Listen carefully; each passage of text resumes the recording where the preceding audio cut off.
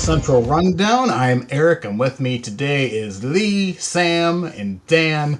And now that we're officially a full week out of any of the Central teams playing baseball, we just have we have Seattle and oh my goodness, this is so much I've been following. Toronto. Seattle and Toronto are still playing, and then the Dodgers just kicked out the Brewers. So one powerhouse is going to be going up against, hopefully the scrappy Toronto Blue Jays or the Mariners. We'll see how far that goes. But I think most of the episode we're going to talk about, well, some AL Central, who was the best, who was the MVP, the Cy Young, all that. We're going to do our own awards.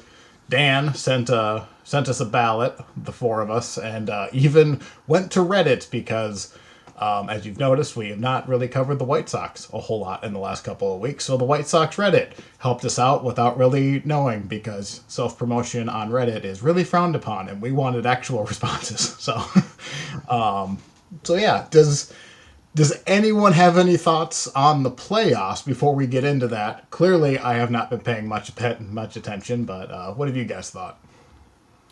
Did you guys see that grand slam the other night? Oh my god, that was legendary. I was over at my sister's house,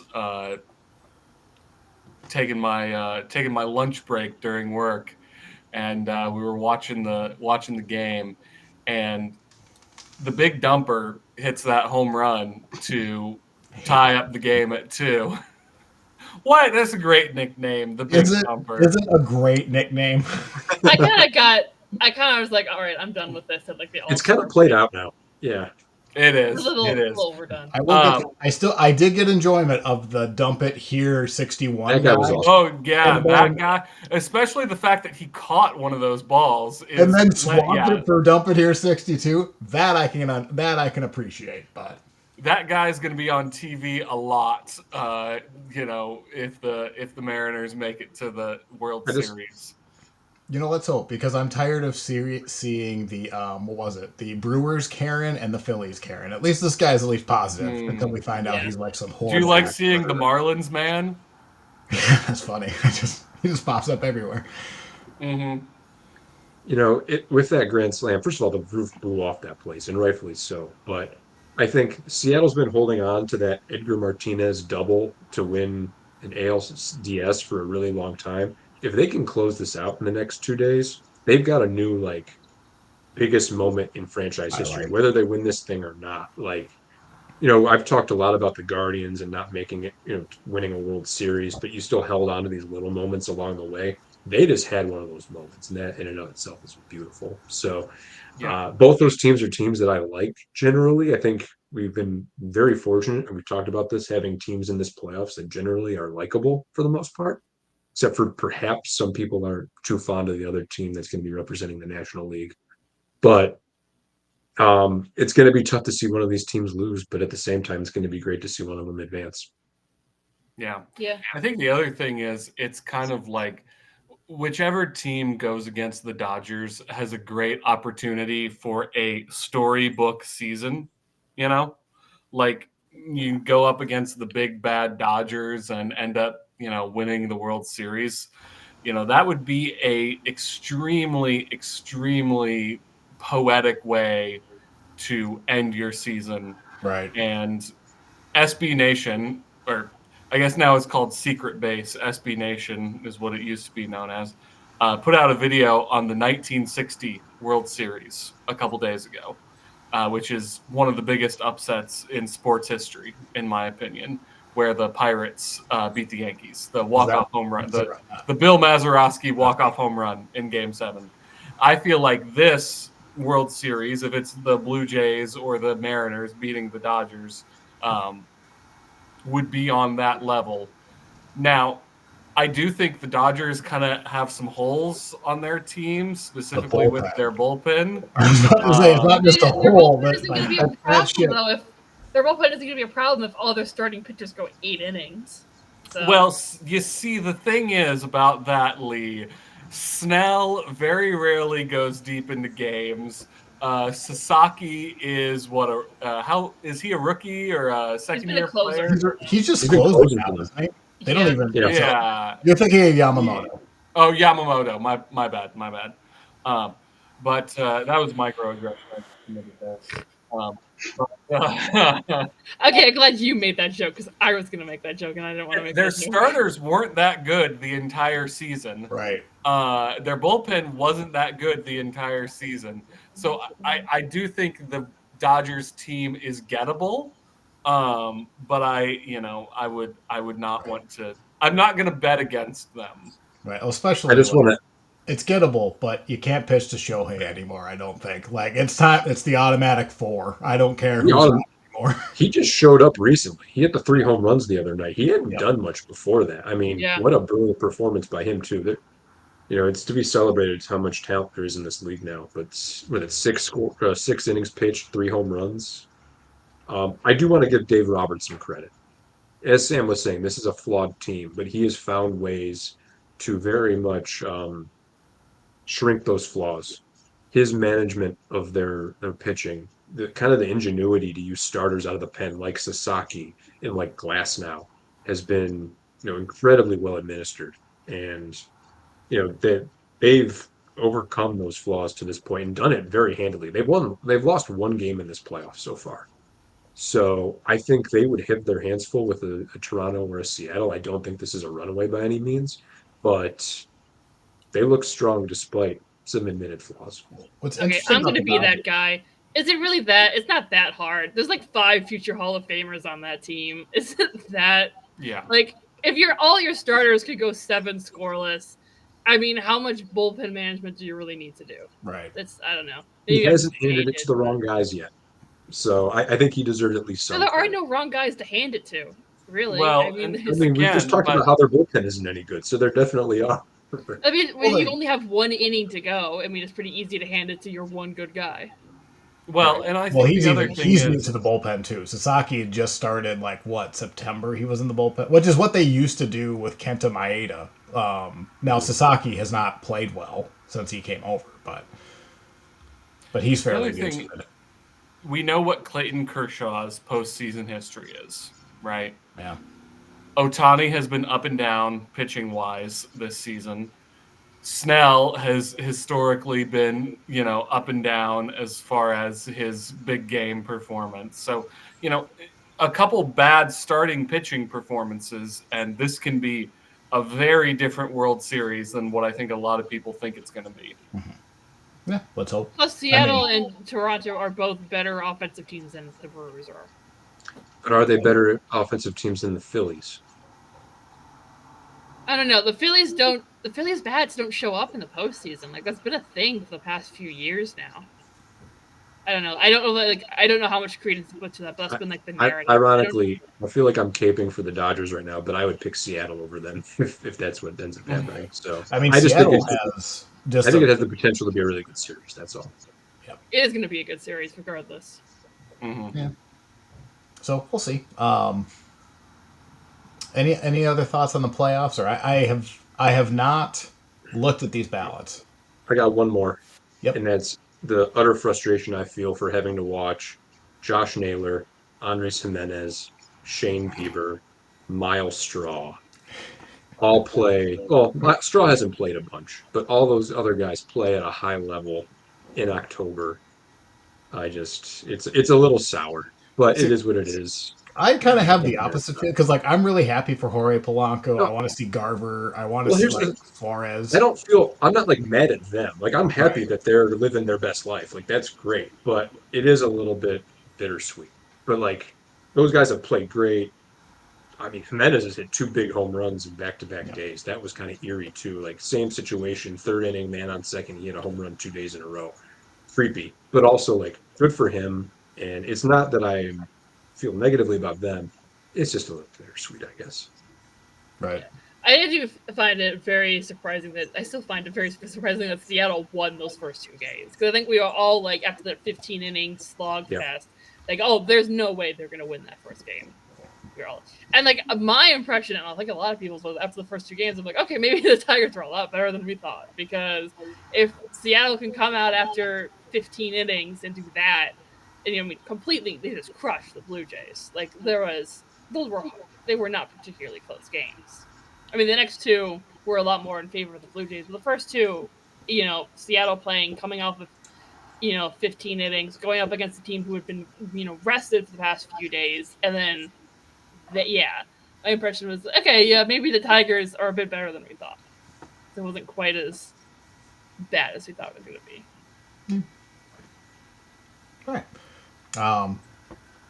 So assuming that's all we have to say, I'm actually pretty excited for this next because I'm very excited. I've been looking forward to this. Other than I had fun doing this, so I'm looking forward to it.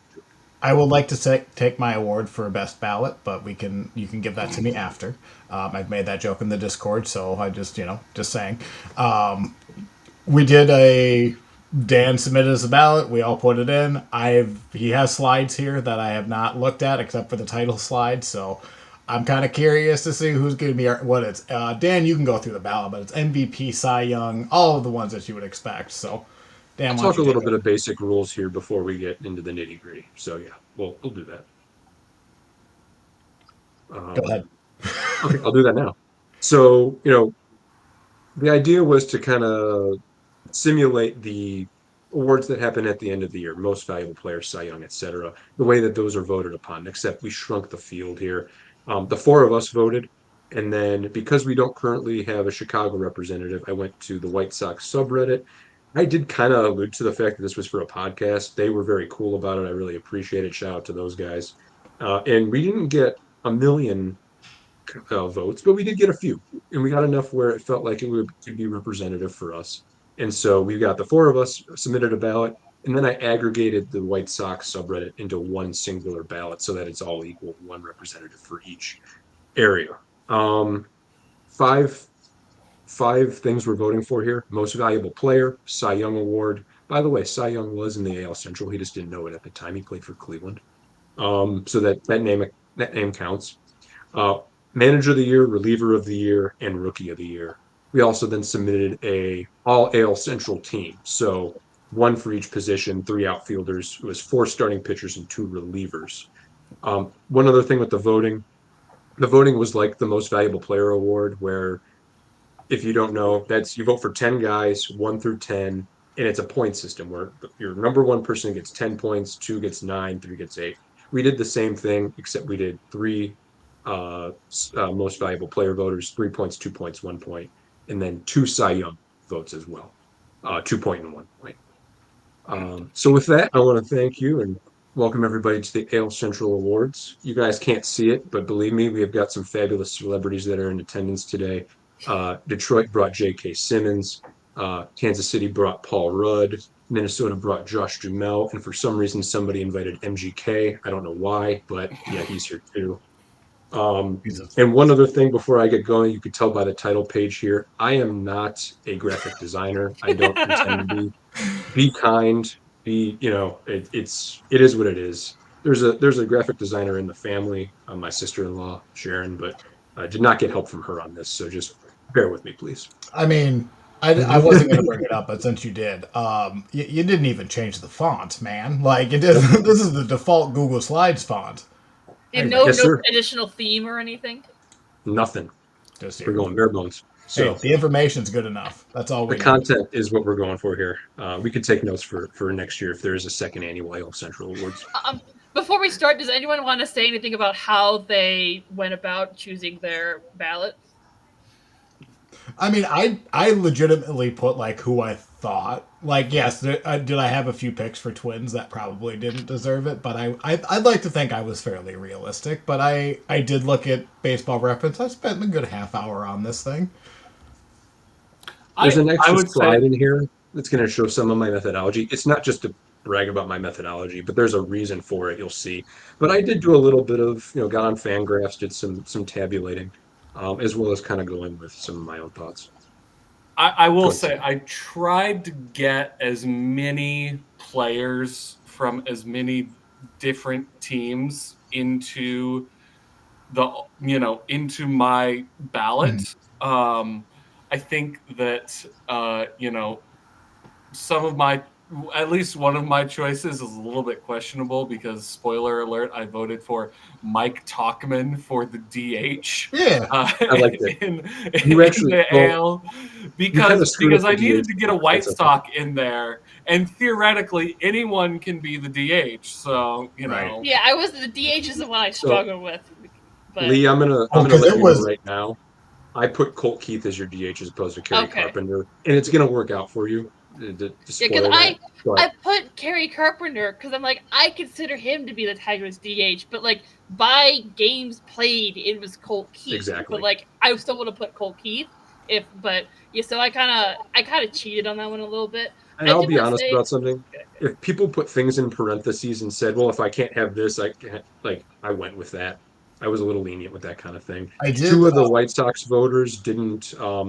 They voted for Dylan Dingler for Rookie of the Year, and he's no longer a rookie.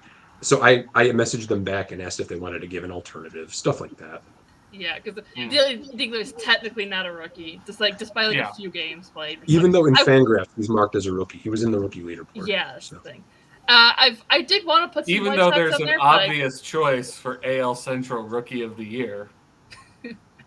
I truly wanted to fit some White Sox Maybe. in there, but like I gave priority to games played a little bit. So like I think there were a couple White Sox that like there were like if I put like a second MLB team, there would have been a lot more White Sox on there. It's just more of like the tiebreaker was like one guy played a lot more, or like I think for second base I prioritized defense a little bit just because I looked at that was my tiebreaker. Both defense were both as bad, but like one is less bad.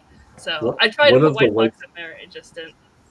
One of the White Sox voters voted for Lenine Sosa for his second baseman on the all AL Central team. So I think that's who I was Thought looking about at. doing But that. He had a solid season. he had He a did. really good season. He would have, yeah, but his defense is actually horrible. Anyway, I was just trying.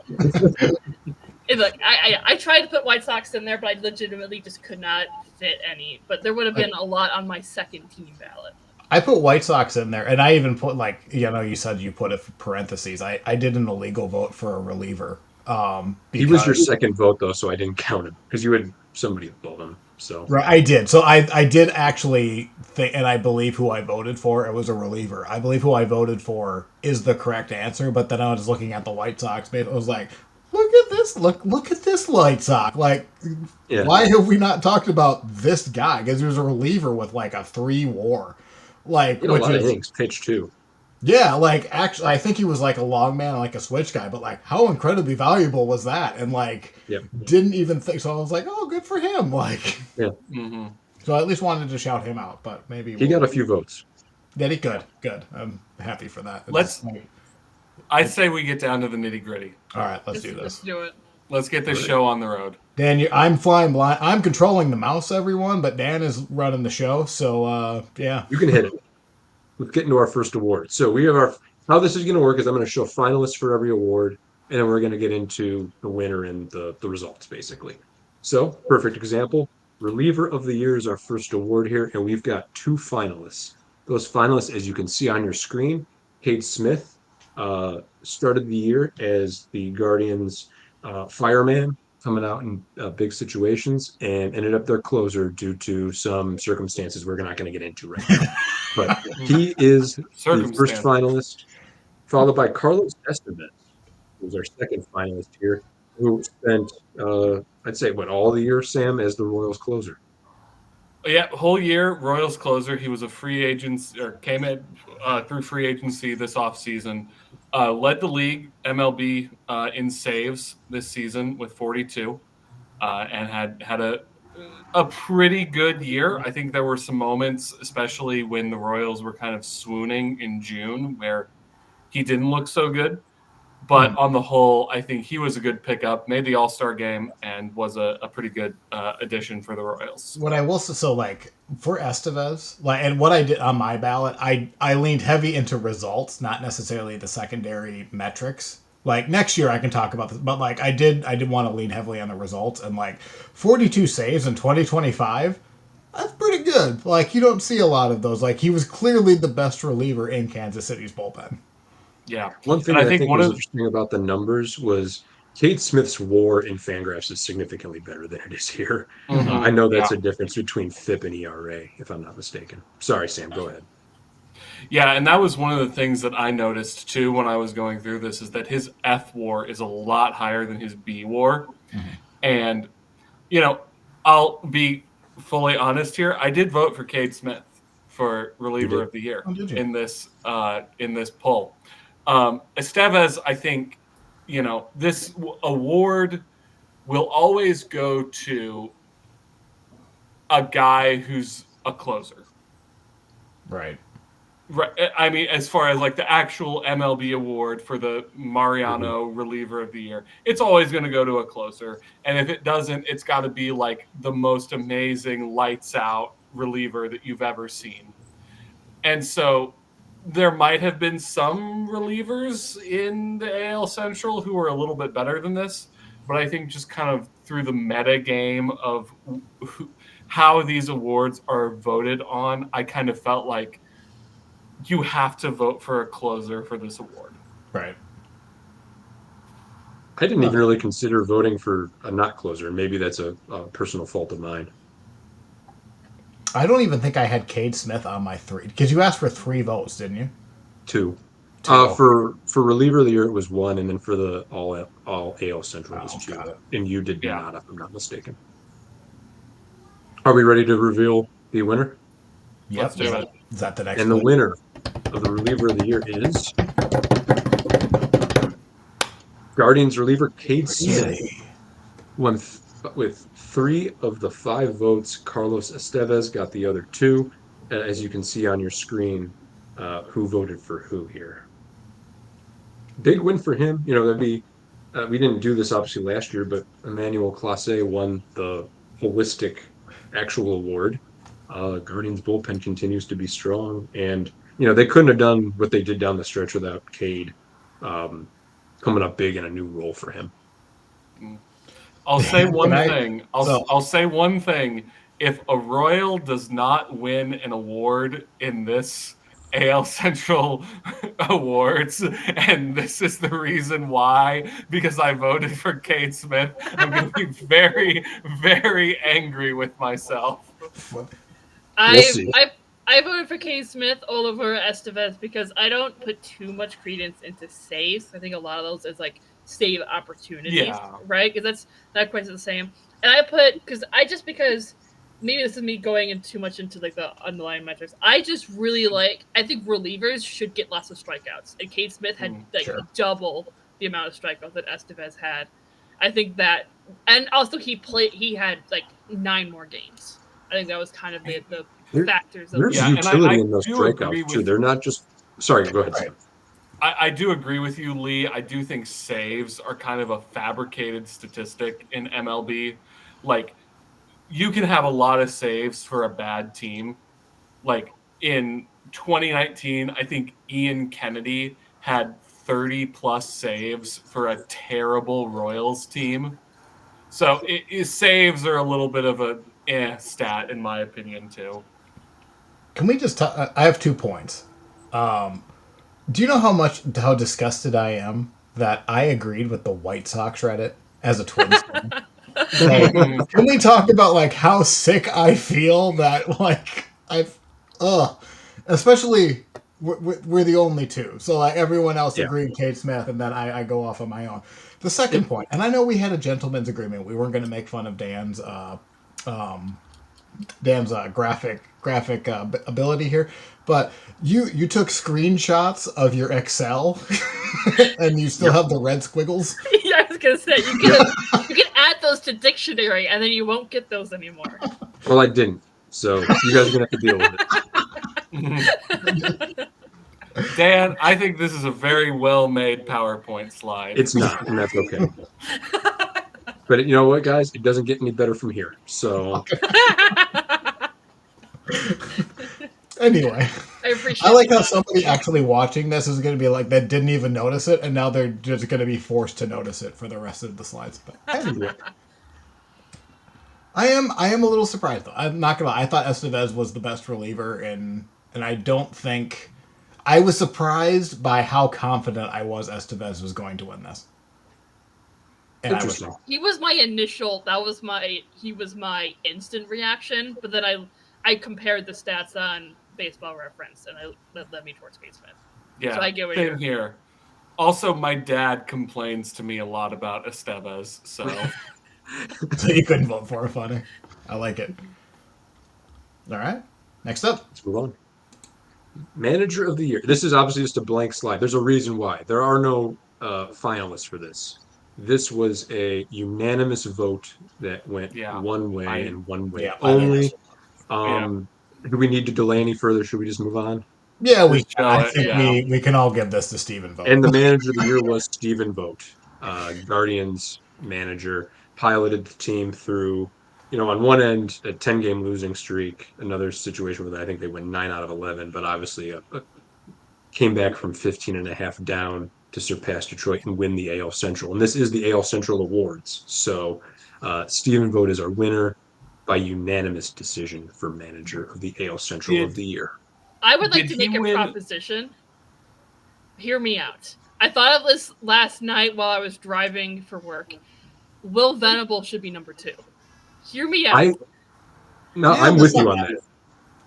I'm with you on that. I think just looking at the White Sox team last year compared to this year, not in terms of like players, but just in terms of like the vibe and the energy, it is night and day. Like you look at the White Sox team, like they are very clearly like it's partially because they They're have on the all these uprise. new young guys, but like I think Will Venable did a very good job of managing that clubhouse, and like it's like nobody thought they were going to be anything better than 5th place in the division, but like you wouldn't know that looking at them. Which they were.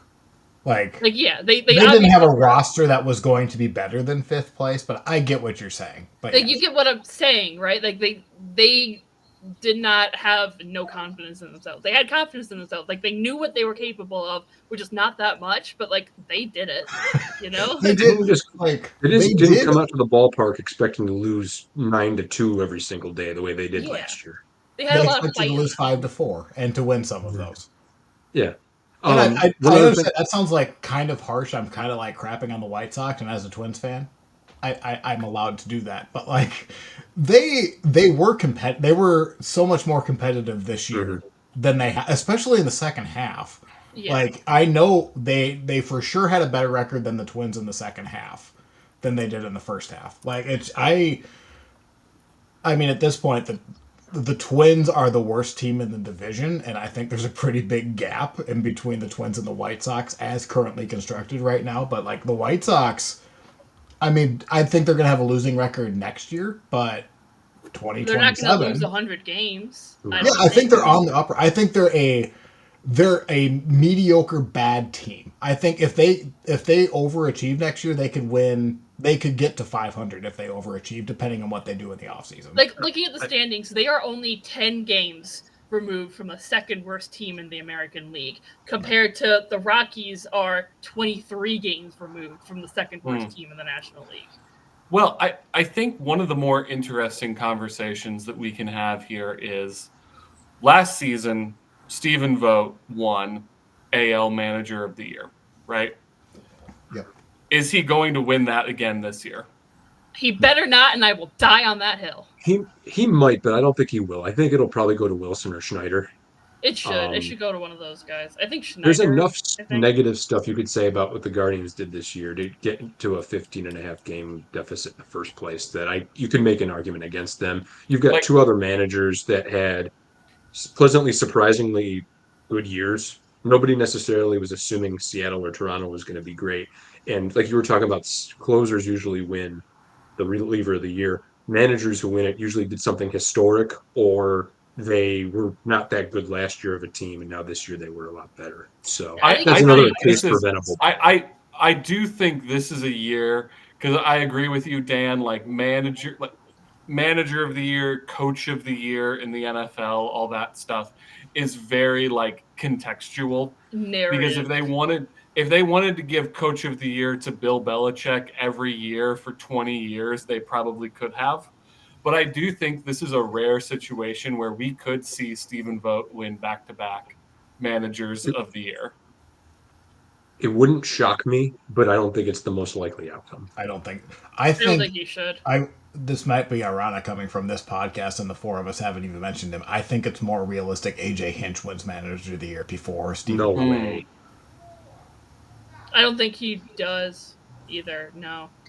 Because I think the outside that division lead for most the outside, and I'm saying as an outside perspective, here's my argument, and if it's a bad argument, fine. For most of the year, the Tigers were clearly the best team in the division, and then in September that completely flipped. The Guardians played like the Guardians played like the Tigers, and the Tigers played like the Twins. I think you're going to see AJ Hinch kind of on a redemption arc with a lot of the writers. And I think like he did hold that clubhouse together to at least still win the wild card and then beat the Guardians in the playoffs. The voting happens before the postseason, though, so anything that happens in the postseason isn't going to influence it. I think Stephen Vogt should not get it this year, and my argument is going to be based on the fact that AJ Hinch did not get it last year. Because last year, I mean, it's basically the same thing. I mean, but okay, you got the division. You won the division versus just getting into the wild card, but it's basically the same thing, right? Like a below 500 team for a good amount of it, and then come out of nowhere at the last minute. Mm-hmm. If AJ Hinch did not get it last year, I don't see why Stephen Vogt should get it for having a September miracle this year. Similar point. I get what you're going for. By the way, I think Hinch would have won this if the season ended on August 31st. Oh, it's sure. I think that's. I think he would. No, the only argument I say is I don't know if voters would vote for him. I think he should have gotten it. I don't know if they would vote for him because I don't think people are going to vote for AJ Hinch. Is the thing. Yeah, and I can tell you right now, John Schneider is minus 250 to win Manager of the Year. So I think he's the most likely option. Yeah, I think that's fair. Yeah, I don't know. I just also, when was the last time you saw back-to-back Manager of the Years like that? Really? Exactly. I'm saying it could happen this year. The Manager of the Year is such a 1 year thing. I mean, who was it? The Marlins manager won it in 2023, and then he was fired the next year. Like, somebody should have. Well, I think there's an actual people have tracked that like. The amount of managers that win Manager of the Year and then are fired within the next 4 years are like 50%. Shout out to George Karl, who was the Denver Nuggets coach in whatever year it was, and won the Coach of the Year, and then was fired like a week later. Oh yeah, absolutely. There's one, but the Twins had something similar in 2016. Paul Molitor won Manager of the Year in 2016. He was fired after the 2017 season. Like 1 year later. Yeah, like 14 months after he won the award, they fired him for Rocco Baldelli. So it does happen. And like, let's be honest, the Manager of the Year award is which team overperformed expectations. Give it to that guy. That's all the award is. Yeah. That's how it is in like pretty much every league. I mean, that's why Dan Campbell hasn't won it at all because, just expectations and performances. It's so much goes into how that award is viewed. It's which team was expected to do worse than they actually did. So it's all right. So a little bit of a different format here. Just again, apologies for the graphic design skills, but Rookie of the Year finalists. Number 1, Kansas City left-handed starting pitcher Noah Cameron. Sam, anything you would like to contribute on him before we move to the next finalist? If it isn't Noah Cameron, I am going to have a problem. Okay? I just want everyone here to know that if we do not vote Noah Cameron to be AL Central Rookie of the Year, I'm going to be very upset. So is that because you objectively think he's Rookie of the Year or because Missouri has a hard-on for anyone who has ever stepped foot in Missouri as an athlete? Okay, here's why I think Noah Cameron should be Rookie of the Year. 1, he was really good this year, right? I think the stats show that he was one of the better pitchers in the Royals rotation for the whole year. 2 is he came up and went down more than once before he became a full-time starter. So he came in for injury. So I think he's got the right story for this award as well as just being really good. So that's what I think. I legitimately think he should be Rookie of the Year because of his performance and because of what he did as far as not just he didn't come into the year as someone who was going to be like a runaway rookie. Sure. He's had a really good year. I mean, I'm looking at the stats here: 2.99 ERA, 110 WHIP, pitched deep into ball games at a number of points. 24 starts in total, Mm-hmm. and really contributed to that Royals starting rotation when the wheels started falling off a little bit. Just guys getting hurt, right? Mm-hmm. I admit I had to Google AL Central rookies in order to get a candidates for who I was, because I couldn't think of rookies. I forgot that Noah Cameron had been a rookie. I did vote for Noah Cameron, by the way, but I couldn't remember who anyone who was a rookie. I'm a little Are we ready surprised to he's see? 26 though. Not that it matters, but like I don't like. He this was his age 25 season. So Are we ready to see his opponent here? His opponent is Chicago White Sox shortstop Colson Montgomery. Montgomery's been a bit of a darling for this podcast in recent times. He hits the ball very hard, plays a very athletic shortstop.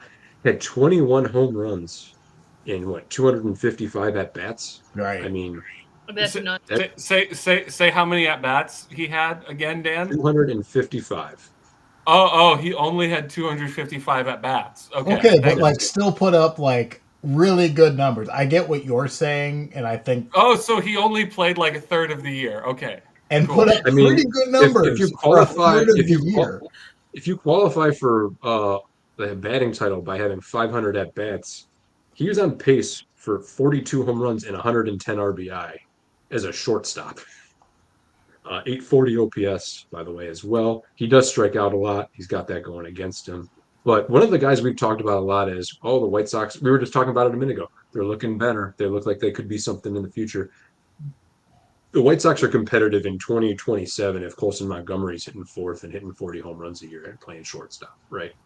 Well, even after pretend he has a 750 OPS as a shortstop, that's still pretty freaking good. Like even just being an above average hitting shortstop makes you a good player. If you're gonna hit an 840 OPS, that's dangerous. Like that is someone to watch out for. I guess to Sam's point, let's see him do it for longer, but this is rookie of the year. None of these guys have done it especially long. Right. By the way, Cameron only had 24 starts. That's about three-quarters of a season as well. Well, that's more than 255 at bats. It is. That's fair. Is there a Are we third? ready to see who won? Or are we I was going about to to? say, is this the? I was hoping there was going to be at least like one like honorable mention, but that's fine. I'll hold that to myself. There were two finalists for this award. And Colson Montgomery is your Oh. AL Central Rookie of the Year.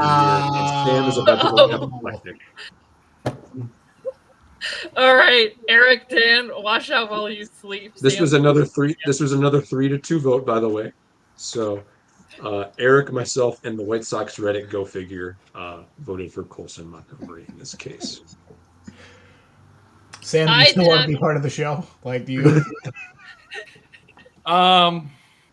Guys, I think I've had a really Sam. I think great you should stick it time out. podcasting with you, and I'm happy to be a part of this this little show. But I think this is look. It doesn't matter. Oh, now it doesn't matter. Roll back 3 minutes.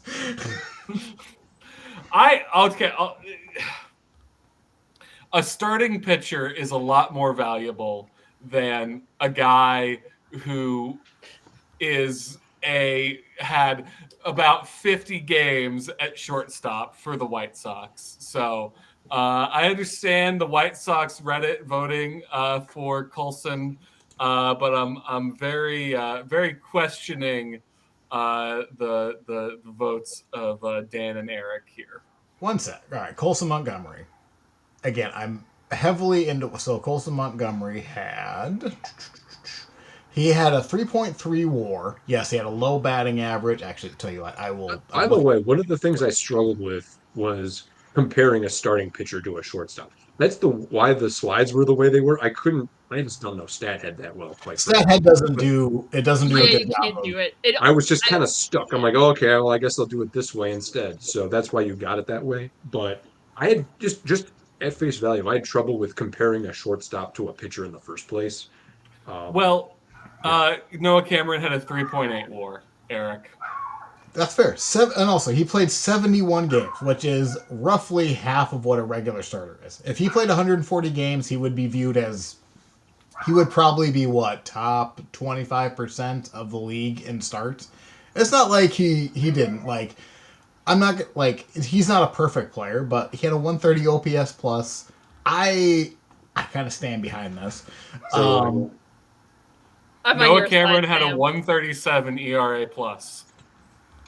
you can't compare those two things. And I know the because I'm going to the Noah. WAR is a perfect statistic. When you get a 0.5 difference in WAR, that's not necessarily ironclad that one guy's more valuable. Colton than the only other. played half the season. Like he was only. He only played half. Thank the season. you. Thank you.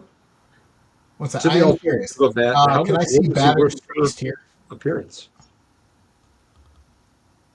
So like in general, I will lean towards position players before I will lean Why? towards pitchers because like there's the everyday Not for thing. There's the one not for everything. rookie of the year though. We see Why position not? players and pitchers win rookie of the year No, all the time. I'm saying like I'm one of those hardliners that says I will not vote for an MVP for a pitcher because they have a Cy Young Award winner. I get it, but like I get to see Colson Montgomery every day, where I get to see Noah Cameron once a week. I'm of the mind where I You get default to if it's see close. Colson Montgomery 71 times this year. Yep, I'm of the 71 mind times where if it's close, versus I will default. 24 for Noah Cameron. Again, So I if thought, Noah Cameron had made like 5 more starts, we would be saying he pitched the whole season. Agreed, but he didn't do that. So And and Colson Montgomery didn't make 71 more starts. I just want to see his batter's face because I'd be curious. Did Colson Montgomery face more than 255 batters? 1,000%. He had to have just I mathematically. don't know what Cameron. Like I like Noah Cameron. He had I do. 138 innings He had pitched. a really good, Mathematically, like- you have to face more than 255 batters. The controversy would not exist if we would have done Rookie of the Year pitching versus rookie and then a Rookie of the Year hitting. Well, Well, the league doesn't not do that, so I didn't do that. So here we are. not for nothing. Colson Montgomery was 1 for 3 with a single against Noah Cameron this year. You know what? He hit 333 off of him. So there's your tiebreaker, everybody. I like how we just started Sam's villain arc against Colson Montgomery. Like, Yeah, I know who's going on Sam's shit list now. Colton Montgomery, crime committed. Go on to the stand next by that. award. Next, again, it does hurt me that I have agreed with the White Sox subreddit on literally every vote so far, but good for them. all right. Cy Young Award. I finals. wonder who's gonna win Yeah, here. I'd say this. Yeah, is pretty- gee. We've got two of these. Tarek Skubal and Joe Ryan. You know, Tarek, one of the best pitchers in baseball. A lot of people would argue. Detroit Tigers ace, and then Joe Ryan, who may or may not be a Minnesota Twin moving forward. We don't know, but he was this past year and had a really strong year for them. Was an all-star. I would Lee say or so. Eric, do you want to make any commentary before we move to the results? We know who's going to win this, right? Like, there's no debate. Like, Tarek Skubal's clearly the best pitcher in the division. My one argument for Joe Ryan is he really struggled in the second half of the season, and that's what cost him. If he would have performed like the first half versus the second half, he would have been the same pitcher. I think this would have been a little closer. With that being said, Tarek Skubal, outside of Paul Skeens, is the best pitcher in the world. So this was this was determined April 1st. I feel like who's going to win this award.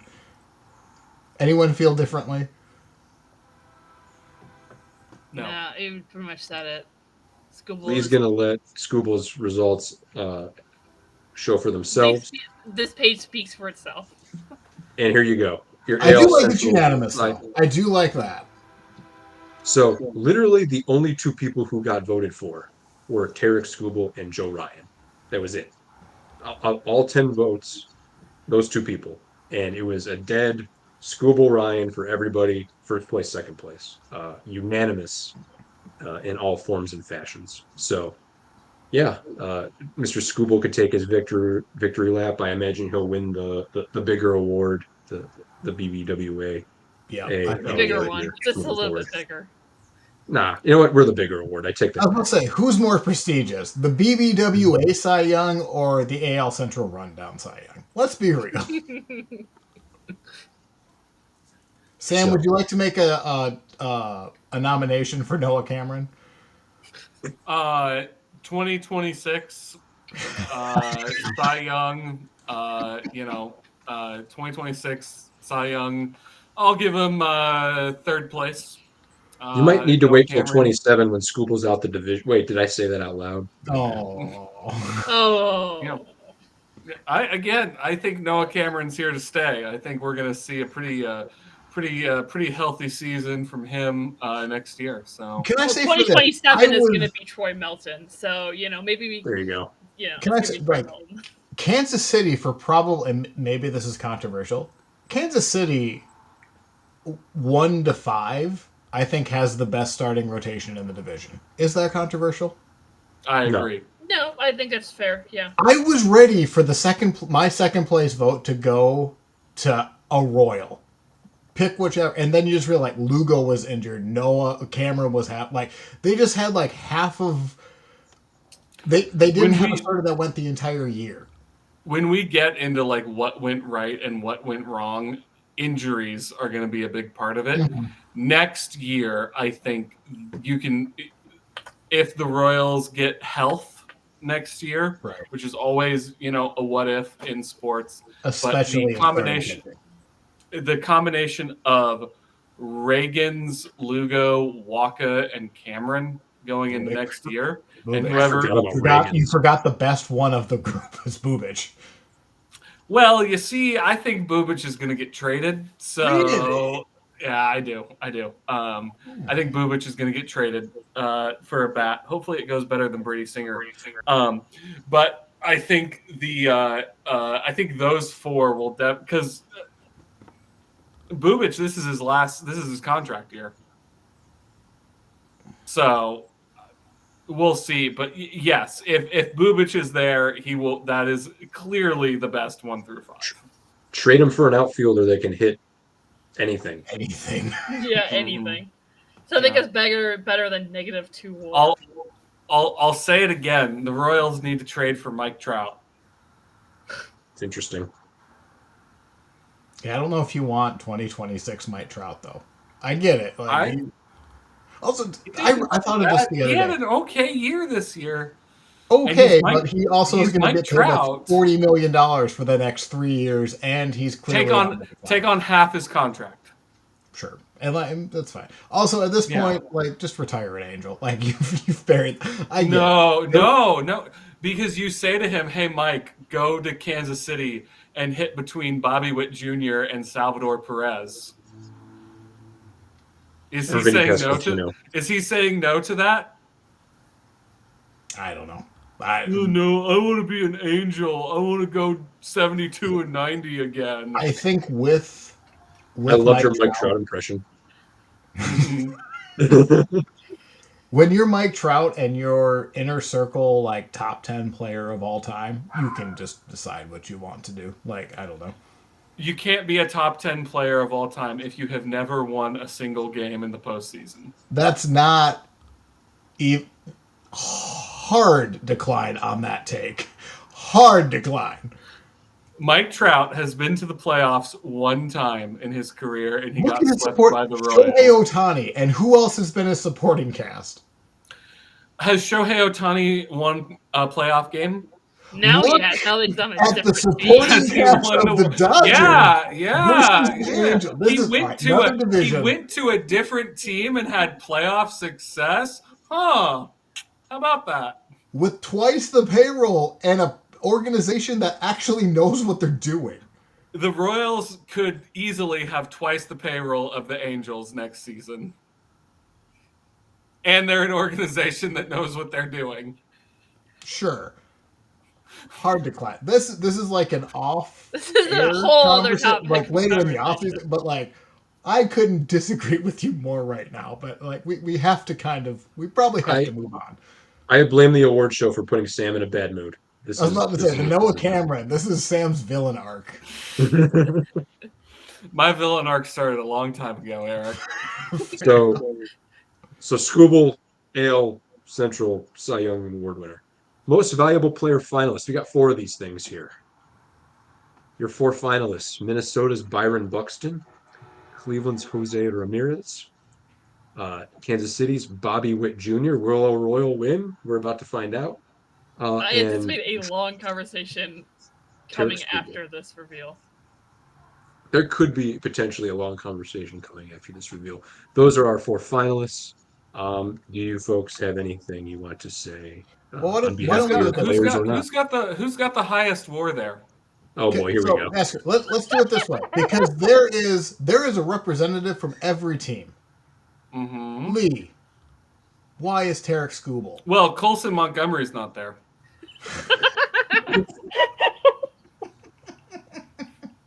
I'm sorry, White Sox Reddit. We have. By the way, White Sox Reddit, you had the opportunity to vote for a hero and you didn't. So Lee, of who are on camera right now, we have a representative for every one of these players. Lee, why is Tarek Scooble the MVP? Whether you believe it or not. Whether I believe it or not, because I don't, but I'm gonna say he is the best pitcher in baseball. He is going to give you a chance every time he plays. Every time he's on the field, he's going to give you a damn good chance to win that game. He goes deep into games. He does not force the guys behind him to have to make good plays because he gets all those strikeouts. And he goes 7 innings. He'll go 6, 7 innings, 8 innings. He went 9 innings once. He is just, I don't know. Shout out the Guardians there. Yeah. I find a hard time making this argument when I don't really believe it. But he is.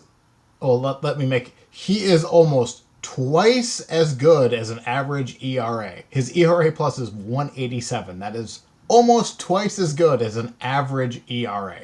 He has just looking at WAR. He has more WAR than 2 of the other position players who play every day as a pitcher. Yeah. One thing I'll contribute statistically as well. One of the shorthand stats that I read it somewhere at one point. You take their K percentage, subtract their walk rate and their barrel rate, and you get a number. So it's like FIP, but not FIP. Of the 4 pitchers I was looking at when I was doing my research, Scooble was at like a 19 when I did that statistic. Higher numbers are better. And everybody else was like 7, 12, 4. Like they were very far off. He is far and away on his own level as he has starting pitcher. 4. He's one of the only pitchers to have 4 pitches with all that are all plus. He is what I don't know if it still stands because it's like old stats, but like he is. If you get into an 0-1 count, there's a 55% chance he strikes you out. If you get to an 0-2 count, there's like a 70% chance he strikes you out. You cannot give him a strike because he will get you out. That is, yeah. I think he gets a little bit higher barrel than a lot of other pitchers just because he throws in the strike zone so much. But guys can't hit it. He'll throw you 3 straight changeups to the exact same spot and say, fuck you, try and hit it because you cannot hit it. Mm-hmm. I've watched Gabriel Arias not hit it like 20 times this year, so I know that's true. All right.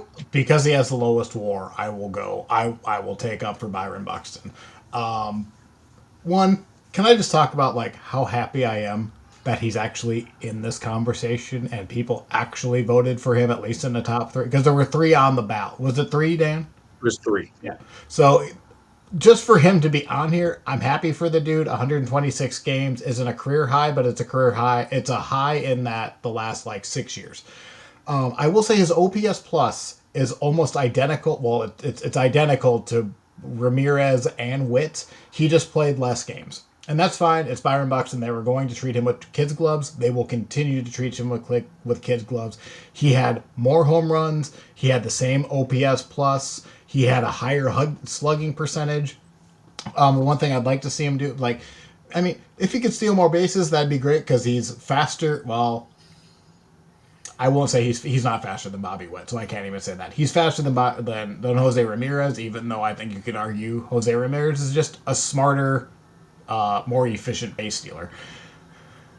I'm just happy he's on this ballot. I don't expect him to win. I'd be shocked if he won because I think there is a player that is the best player in the division that is on this list. I'm just happy for him. He's on the par if he would have just played the extra 30 games like Ramirez and Bobby Witt. Sam. Dan. No, I really want to go last. There's a reason I want to go last. God. So, Sam. Okay, Sam. Well, you see, we're going to be seeing the MLB awards very soon here. What the results of those are for the MVP. Can we all agree that Bobby Witt Jr. is going to finish third in the American League MVP when that gets voted on by the Baseball Writers of America? I think he's going to be in the top 5. He's going to be third, and he will be behind Aaron Judge and Cal Raleigh. And checks notes, those two players do not play in the American League Central. Therefore, Bobby Witt Jr. will be the most valuable player in the American League Central by default because of those results. Take a little peek behind the curtain. I did think about voting for Skubal for MVP. I decided not to because I don't think, as good as his season has been, I don't think it's good enough for him to be in MVP consideration. And the reason I say that is because in this century, we've seen a pitcher win MVP twice. 2011, Justin Verlander won MVP. That season that I'm looking at Baseball Reference, that season he had an 8.6 wins above replacement. In It's also 2014, adjusted for like that year, though, right? Like 8.6 WAR in 2011 isn't the same as 8.6 WAR in 2025. I hear excuses right now. I hear excuses from Lee, and let me continue. For the record, I didn't vote for Skubal to be first. I put him third. Here's why, like that. Very good. And Clayton Kershaw had a 7.7 WAR when he won MVP in 2014. So that's why I didn't vote for Skubal. WAR is contextual. It is in the season that you're in. It is compared to your direct peers. It's like ERA plus. It's a counting stat. Yes, I understand that, and I understand WAR is not a perfect stat, but it's a stat that we have. And both of the guys who have won an MVP as a pitcher had a full one entire at least win above replacement more than Skubal had this year.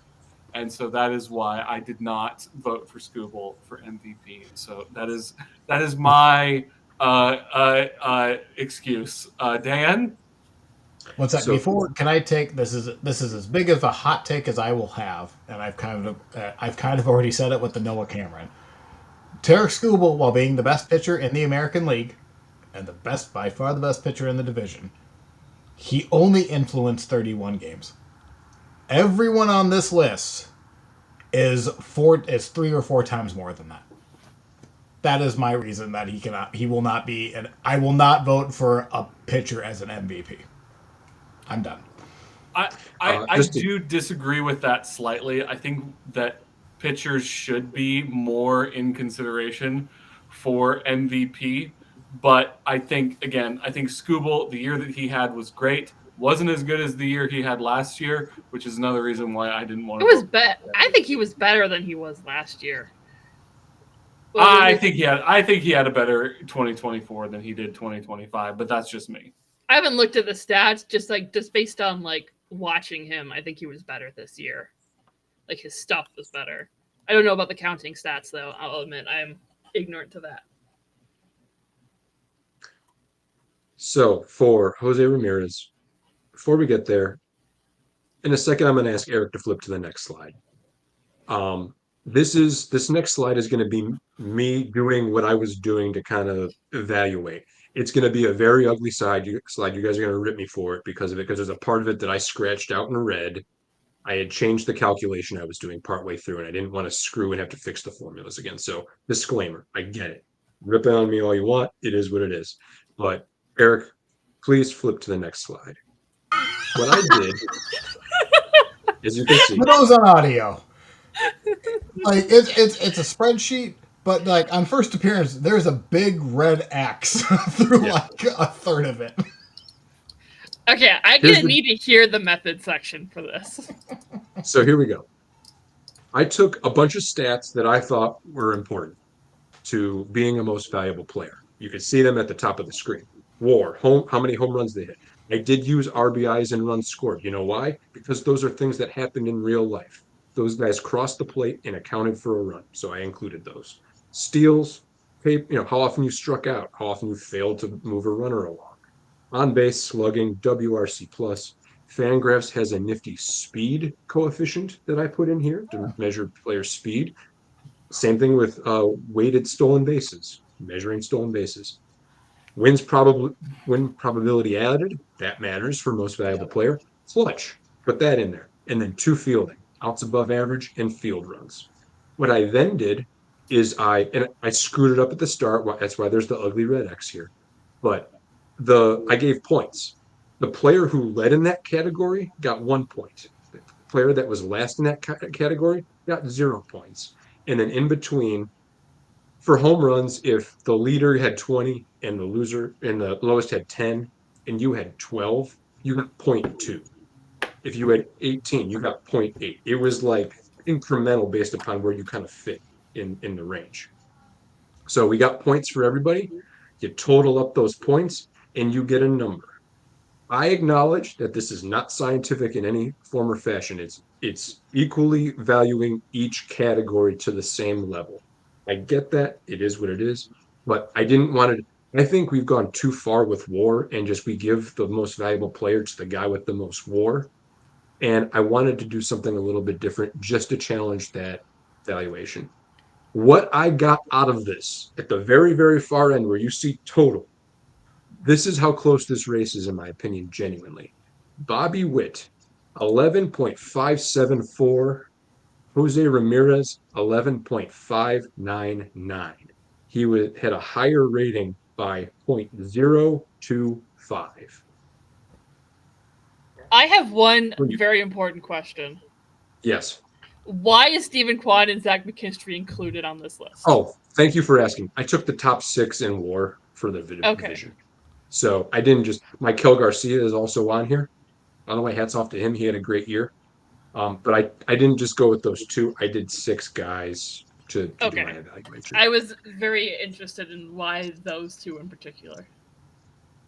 So I argue for Jose Ramirez that Bobby Witt and his ability to play shortstop is heavily weighted in his WAR. And therefore, the fact that Ramirez is essentially just as good of an offensive player, he would be of more value if things were weighted slightly differently. Additionally, the Guardians won 89 games with Jose Ramirez, Kyle Manzardo, and some dudes. I would love to see how many games a team Jose Ramirez is on would win if he had Vinny Pasquantino, Salvador Perez, and Michael Garcia in the lineup with him. All that being said, I sat here and I looked at this evaluation, and it was so close between those 2 that ultimately, when it came down to it, I voted for Bobby Witt Jr. because I didn't trust my calculations being so close to each other over kind of the commonplace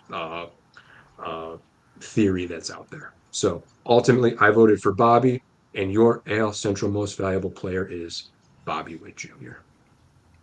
And had I not had that crisis of faith in my own data, Jose Ramirez would have won this award, and Sam would legitimately quit this podcast right now. But I didn't do those We things. should never hear from So Sam again. here we are. I think this is the correct answer that we have all come upon. So I'll give a round of applause to the AL Central rundown. Look, the Royals had a disappointing year. I'm not gonna pretend like they didn't. It is the most valuable player. How many games did the Royals win without Bobby this year? A lot less is the answer to that question. So there you go. I remember this being like this is like an old man take, but like, and it's not even the sport, but like, who was more valuable in like the 2000s, Kobe Bryant or Allen Iverson to their team? Like, Kobe had the surrounding cast to where Iverson just had Eric Schmidt Himself. Yeah, like it was just or Eric Snow. Sorry, not Eric Schmidt. Eric Snow. So I mean, not for like I voted for Bobby Witt. I'm surprised it was this close because I think he is clearly the best player in this division. Like, most talented, puts it together. If you're starting a franchise, I think you're gonna pick probably what, depending on how you would like to pick. If you're gonna restart a franchise, Bobby Witt is gonna be a top 3 player in that draft, and I'm talking all of baseball. I understand you have Scooble. I understand you have Skeens, Otani, all of that. But like, with his youth and how good he has been, it's really hard to go on Bobby Witt if you're just starting from scratch. Ultimately, my rooting interest is with Ramirez. I think this is just my opinion. Maybe my bias is showing, but where we landed is right. I think Witt is the most valuable player, but I do think it's really, really close. That's ultimately where I land, and it's where my analysis sent me. And I felt like I needed to veto my own analysis and put Witten first. And so here we are. I want to acknowledge 2 people voted for Jose Ramirez here, They and did. neither one of them was me. Like, Witt got screwed in the White Sox vote because one person voted for Ramirez first, Scooble second, and Witt third, I believe. And that ultimately ended up being a deciding factor in the White Sox vote. But I think my opinion, I think we landed in the right place. Yeah, I won't argue with it. I will admit my opinion is 1,000% colored by the fact I don't watch many Guardians games except for when they play the Tigers, and every single time Jose Ramirez plays the Tigers, he looks like the best player on the planet. So, like, I will admit my opinion is colored by that a little bit, and the fact that he just plays the Tigers so Let me well, and let me that's what I see. let me ask one question, and I can't ask it to Sam because he's not here, and actually I shouldn't because he's representing Witt anyway. But for you two, do you guys have more nightmares about Jose Ramirez or Bobby Witt Jr.? It's Jose Ramirez. 100 out of Historically, 100 times for me. historically, Jose Ramirez over the next 10 years, Bobby Witt is just like, Yeah. it's close, but like, Bobby Witt is such a terror because he does everything well. Like that, like, I understand Ramirez does everything well too, but there's just something about Witt. He just has the better extreme tools to where Jose Ramirez he doesn't do anything bad. But his tools are not near as good as Bobby Witt, which is like weird to say because I'm not trying to like crap on Again, Jose Ramirez. It the just value in I mean, there's a lot of value in Jose Ramirez. The other thing I didn't allude to, and maybe it's a non-factor, but I don't know. I'm not saying Bobby Witt Jr. isn't a leader. That's not what I'm saying. What I'm saying is he's a young guy who doesn't necessarily have the cachet in a clubhouse yet. Ramirez is a leader in the yes, Guardians clubhouse. That was a big Um, factor for me, honestly. that he wasn't has even the where I battle was going. scars that Bobby Witt hopes to have Yeah. 5 years from now.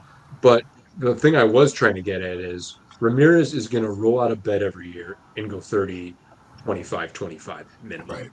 And you could probably say Witt is going to do similar, but it might, I don't know. I just feel like you've seen it out of Ramirez so many times. It's more likely on him at this I point. feel like it's easy to say because Ramirez is 31, 32. How old is he? He's 33, I think, 32. actually. So like, to me, like, Ramirez is going to age more gracefully.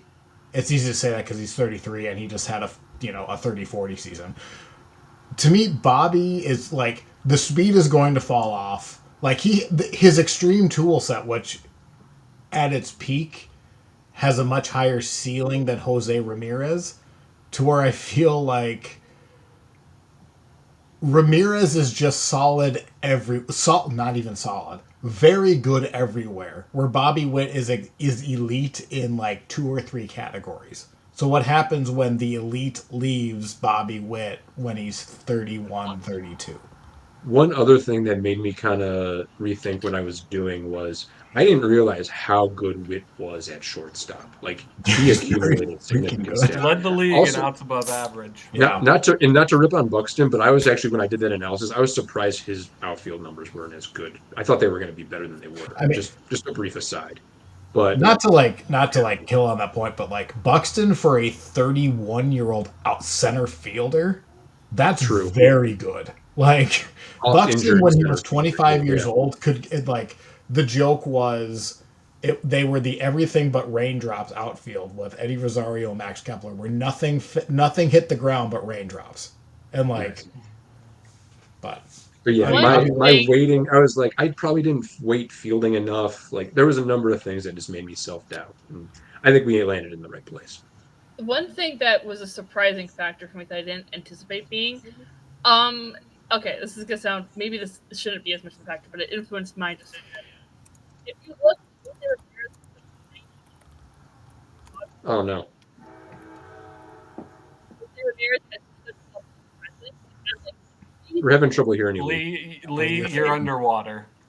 Oh, okay. now you're there. Now you're Am I good. good? Yep. Okay. Yeah. I don't know what I think I got an email and then it like fucked up because I got a little notification. You were Okay. Yeah, saying? someone got on a phone call and your internet went out. Yeah. Uh, but okay, so Jose Ramirez was intentionally walked 19 times. I think it was the number. He has Bobby Witt Jr. was only initially walked like 6 times. Like maybe that's because okay, one of them has been in the league 10 years longer than the other. He The has other such a component, the other presence. component of that is if you're intentionally walking Witt, you're having to face Pasquantino or you're having to face Garcia. If you intentionally walk Ramirez, you're facing Jonathan Rodriguez I or mean, sure. Kenzie Noel. I think Jose Ramirez just has at this point has such a presence that like you don't want that guy. You don't want Bobby Witt Jr. up to the plate, but like Jose Ramirez is everyone is like, oh, we do not want this guy. I don't know. Maybe I'm not making sense, but that What was you're saying is like, and I agree with you, and like this is, I feel like this is an argument that's building up Bobby Witt more than it is like anything else. But like historically, like I'm really nervous if there's a guy on second with 2 outs and the game running the winning run is on second. I'm really nervous if Bobby Witt is at the plate to where I'm sick to my stomach if Jose Ramirez is at the plate. And like, is there much difference to that? Not really. But like, I've seen Jose Ramirez do it more, but that doesn't mean Bobby Witt won't do it more or that I'm not. like I mean, I shouldn't say I not scared, but like, like it's so close. like It's Dan so what Dan was saying of like, oh, you walk Bobby Witt, you get to Vinny Pasquantino. I have the opposite reaction. Is I don't want Jose Ramirez getting on base because I know him being on base is such a huge distraction. See, I just Like, see, and I. This Is is what I that love not the this case argument. for Bobby? I I was mean, about to say Bobby I'm To Witt. not, that Like point, that's where I'm more scared of Bobby Witt because he has the speed. If he can ever, I know he's not the most efficient base stealer, but if he can figure that out, and like not for nothing, Buxton stole 24 bases. He has not been thrown out in 2 years, like 2 or 3 years. He literally has the highest stolen base percentage in the history of baseball. Think of every base stealer in the history of baseball. He steals bases at a better percentage than them. So like again, that's the Buxton thing. The injuries, he only has like 100 stolen bases. I get it, but like that's my chip in for Buxton. I But mean, like I will. Bobby If Witt on base scares the frick out of me. my opinion of Jose Ramirez is maybe higher than a lot of just because every time we play the Guardians, he destroys us. So maybe Whit- that's a lot of my. But like Jose Ramirez on the basis, I am very concerned because I feel like he's going to steal base every single time. He's going to get from first to third or first from home on a single or a double. Well, it doesn't help. In I'm the not as last worried month, about Bobby Witt being on the base paths as I am about Jose Ramirez.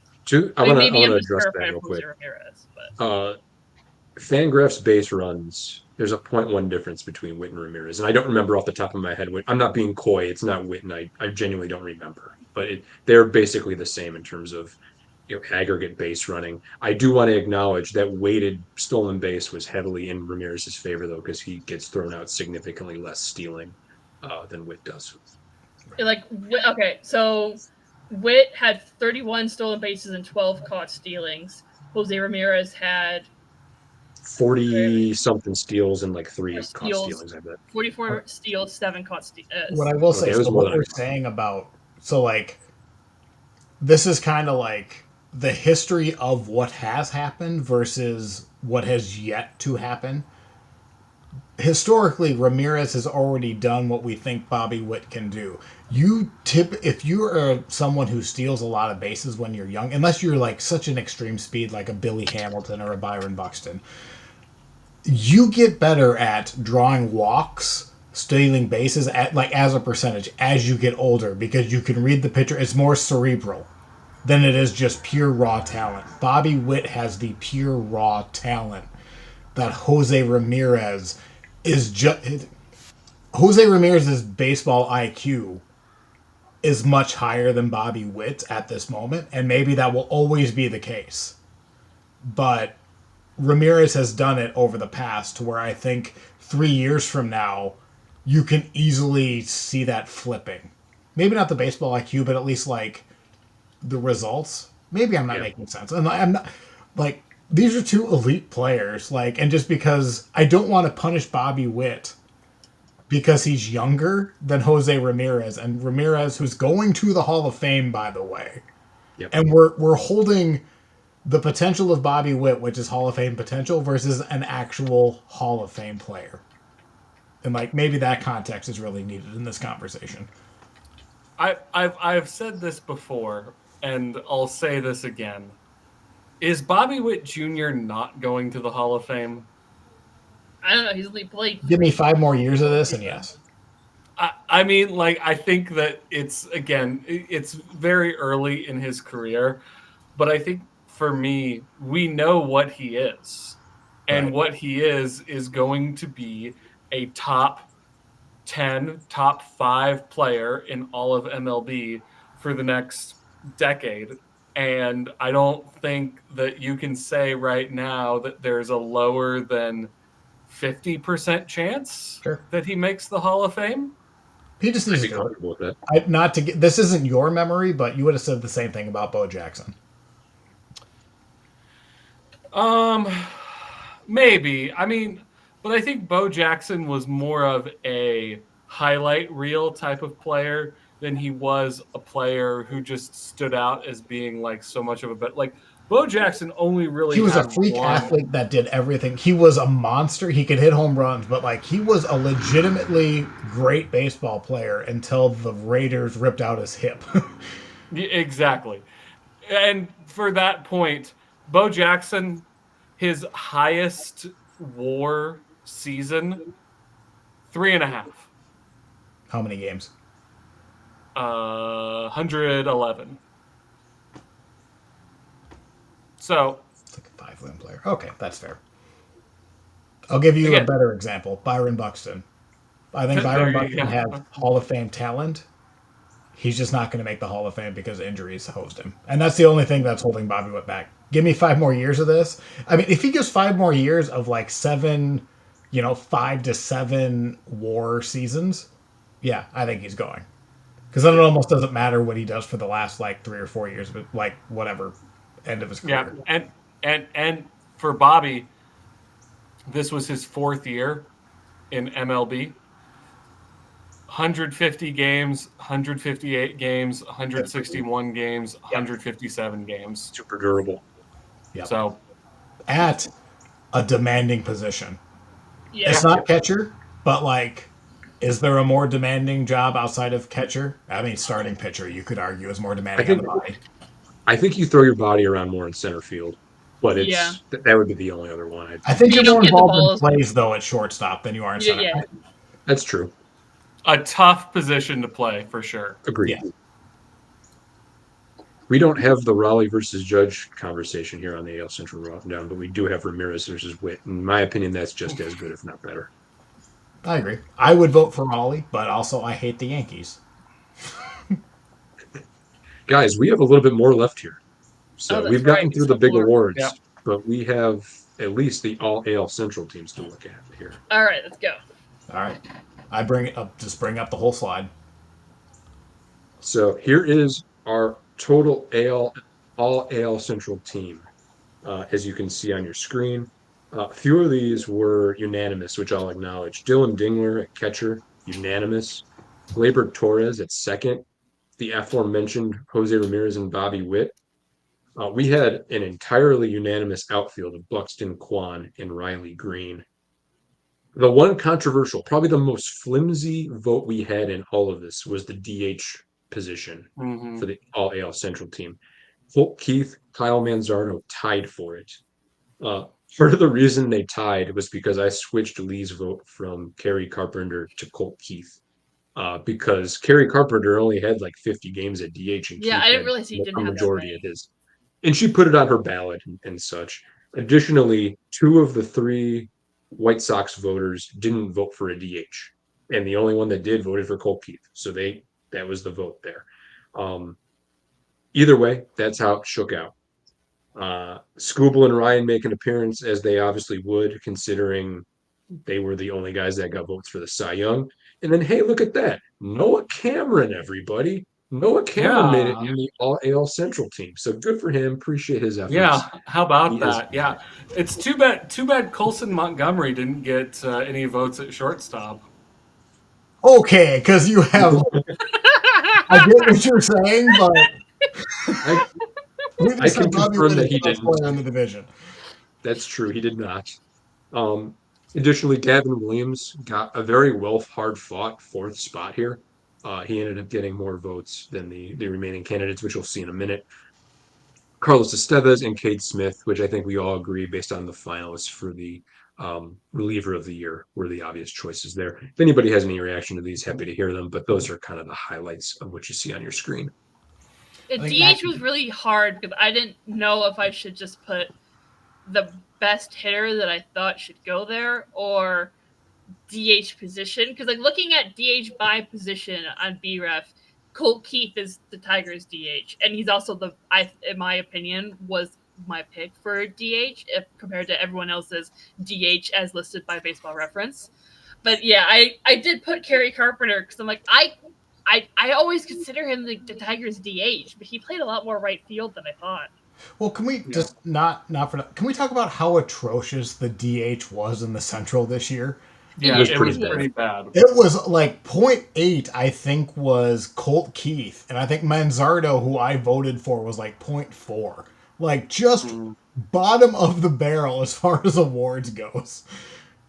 Yeah, and like Yeah, I we didn't- said, I threw Mike Talkman in there at DH just for the sake of getting a White Sox in there and just for the sake of him having a pretty good season. And, anyone can be the DH theoretically.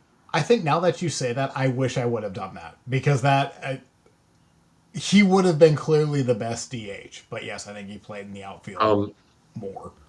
I will also mention real quick that like DH is, the only part of the job is to hit. We all know that. That's obvious. There were, to the point of this conversation we're having, I think there were like 2 DHs that had a WRC plus above 100, and they were Keith and Manzardo. So like your job was to hit really good, and we only had 2 guys that were above average at hitting really good. In which case, they didn't even like, they hit mediocre. Like, they didn't even Yeah. hit good. You hit Yeah, competent. they were probably like 110, 115, 120 in WRC plus. So it was, Looking at, but other I was really DHs, that's bad. I was they really weren't in the surprised top 10. when looking at because I compared Keith and Carpenter because I was curious. They had pretty similar like average and OPS and stuff, because Kerry Carpenter has like a bajillion more home runs. Which I just thought that was like, I don't know, I thought that was interesting. Also, because Carpenter was injured for like 2 months, only one of which he was actually on the IL for. But yeah, I think next time we need to put more strict rules on what we're counting for DH and then what we're We'll define DH better next year, assuming we do this again next year, which I'd love to do. So, one other thing I wanted to mention was I was surprised at the lack of love for Spencer Torkelson. I really was. almost put him. Pasquantino was just like he was my second place, but there was only one on the ballot. Yeah, Pasquantino was just better. Pasquantino was slightly better in everything. If you look at if you compare them head to head, Pasquantino is better in everything, but just that by that much, like not a whole lot of difference. So You guys will love my individual ballot then. Anything else before we move to those real quick? No, I think this is that also was a going to be my pretty- next question. Is like, can I just ask? Did anyone have a second place vote for catcher? I would have. No. I didn't. I would have put Teal. Okay. One of the White Sox voters voted for Selvey. Mm. Oh, okay. That's fair.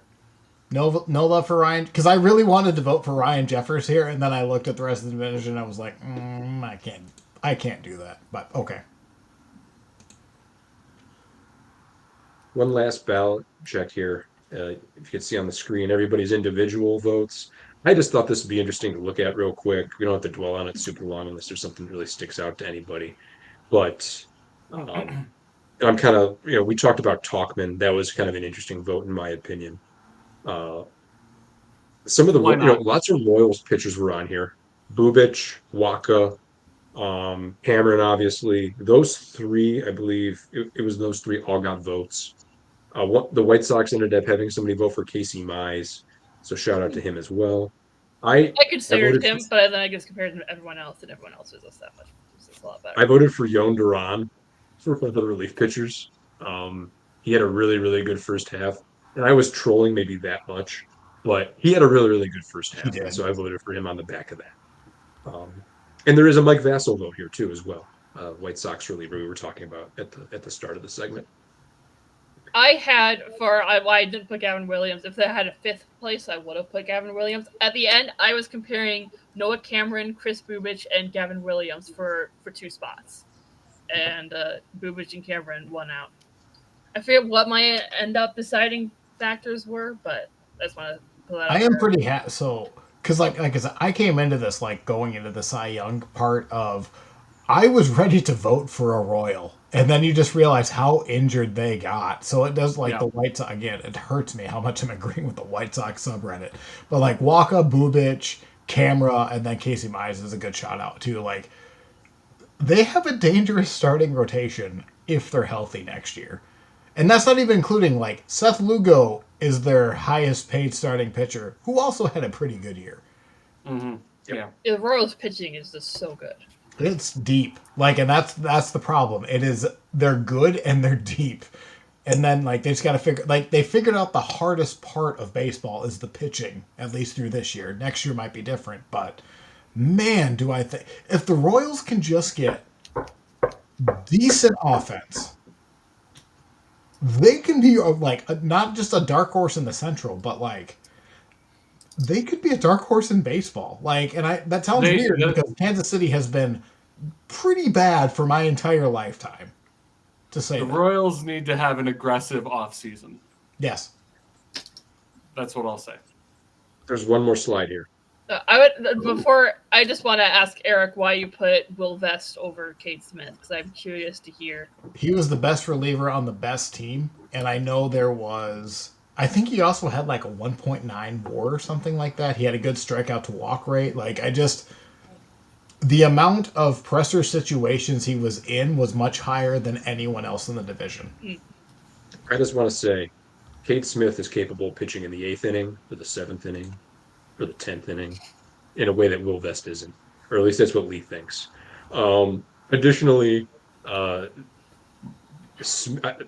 was pressure in what happened to Smith and kind of getting thrown into the closer's role. That's fair. On a win. I'll be honest with you, Cade Smith really flew under my radar. I didn't vote for him on anything. So, like, yeah. I tried to fit Volvest in there, but I just compared him to Estevez and Smith, and I couldn't. So I think Estevez has been the best reliever, like overall results and all. Do I think Carlos Estevez will be the best reliever next year? Probably not, but he had a really good year, and I wanted to show. Also, like, we didn't mention this. I just want to show this very quickly because he was on my ballot as I think like best reliever. Mike Vasil had a sneaky good year for a reliever. He had a very good year. Like I honestly completely 250 forgot about him. ERA, a He was good good. whip. I mean, I was kind of hoping people would give him a little bit more love, but like his strikeout per nine isn't great. His walk rate's pretty high, but like a pretty decent whip.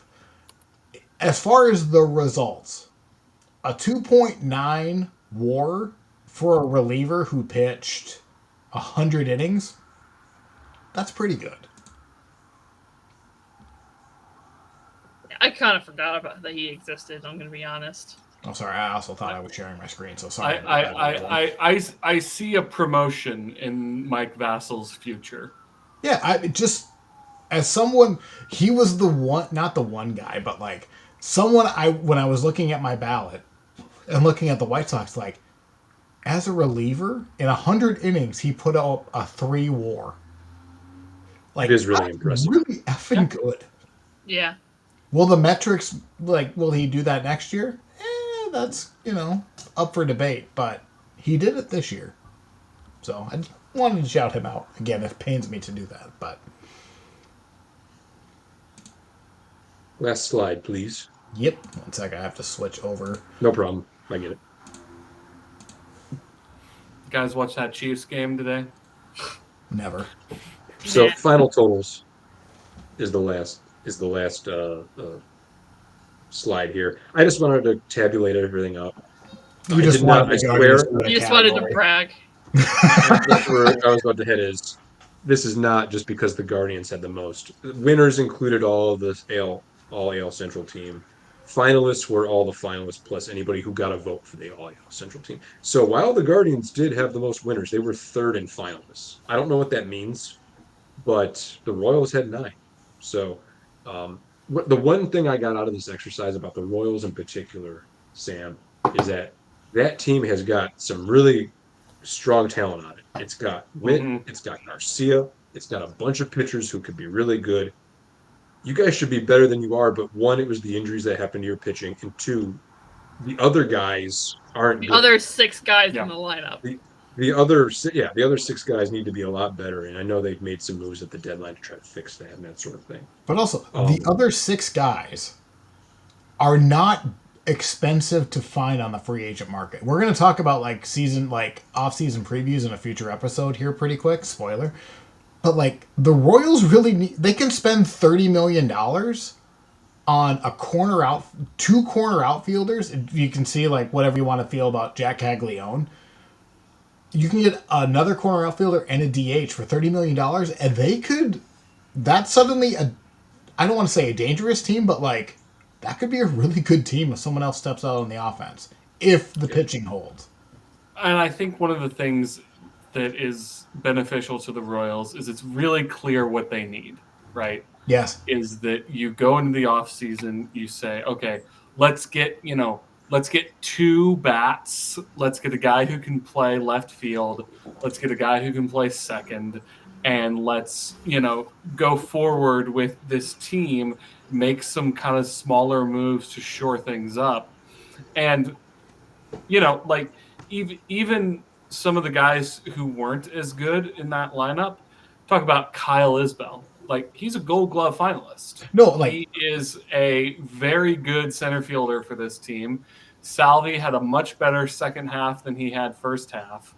You have some guys who are there. You just need to put the last couple pieces into the puzzle.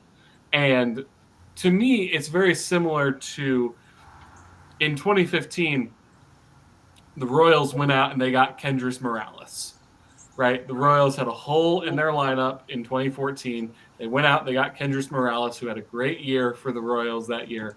They went and won the World Series. So the Royals need to find their Kendrys Morales of 2026. It's not even that difficult. And that's where I feel like the Rangers can be, or the Royals can be so dangerous. Is they're not just replacing bad play in the corner outfielders and the DH. They're replacing black holes.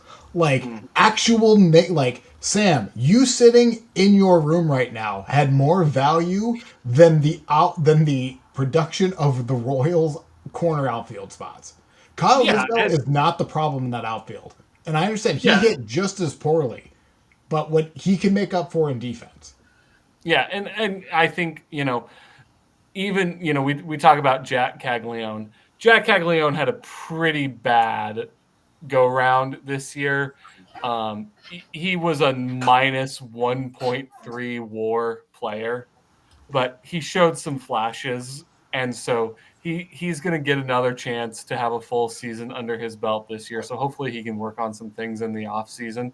He But only when you played talk, like half the year, correct? he played. Or even like a third of the year. Yeah, he played 62 games. In his first taste of the majors. Like you can Yeah. does that take a hit like does that take the shine off his prospectum? Yes. But like that's not someone you're giving up on next year. Yeah, Oh, put him and in the just for DH. Who cares? some context here, MJ Melendez in 23 games had a minus 10 OPS plus. Ugh. Minus Gross. 10 OPS plus. I'll say that again, ladies and gentlemen. I need to look and see what Hunter Renfroe did.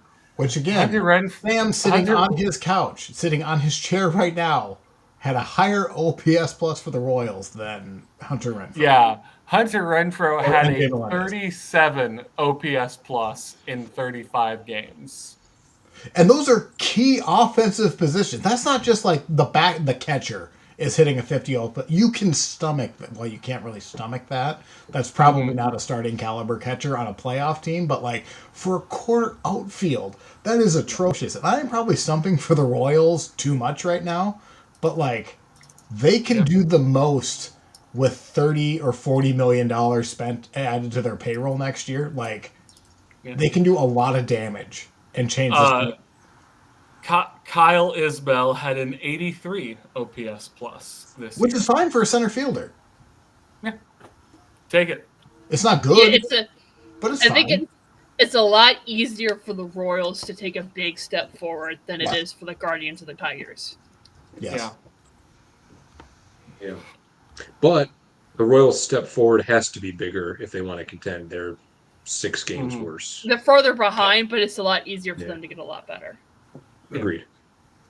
But they made a 30-game improvement in 2024. So an 8-game improvement next season would be would seems doable. So Yeah. That was the AL Central Awards. What did we learn? We learned that I really enjoyed doing that. We learned that I need to add words to my dictionary. And we learned that Colson Montgomery was the rookie of the year for the AL Central. That's what we learned, everybody. Undoubtedly. he sure was, wasn't he? The smugness on Sam's face if Colson Montgomery falls apart next year is going to be immeasurable. Hey, Jeremy you know what? Clarkson levels of smugness. You know what, Colson? Hope you have a great season next year. Hope you He's not as good as Noah You don't Cameron. mean that for a really second. really have a great follow up, and really have a good career there, Colson. Yep. Rooting for I you. want to say real before we get off this, I thought we did a really good job at not being homers in our ballots. I think that was a very good exercise, and that's fun. That's all. It was fun. So that was our. I feel like that was like Dan just said. That was a pretty good representation of the Central. We have one more piece of news for the rest. Like playoff baseball is still happening. Obviously, the Central is dead. The Tigers did their post-mortem press conference. Apparently, Lee has quite a bit of notes.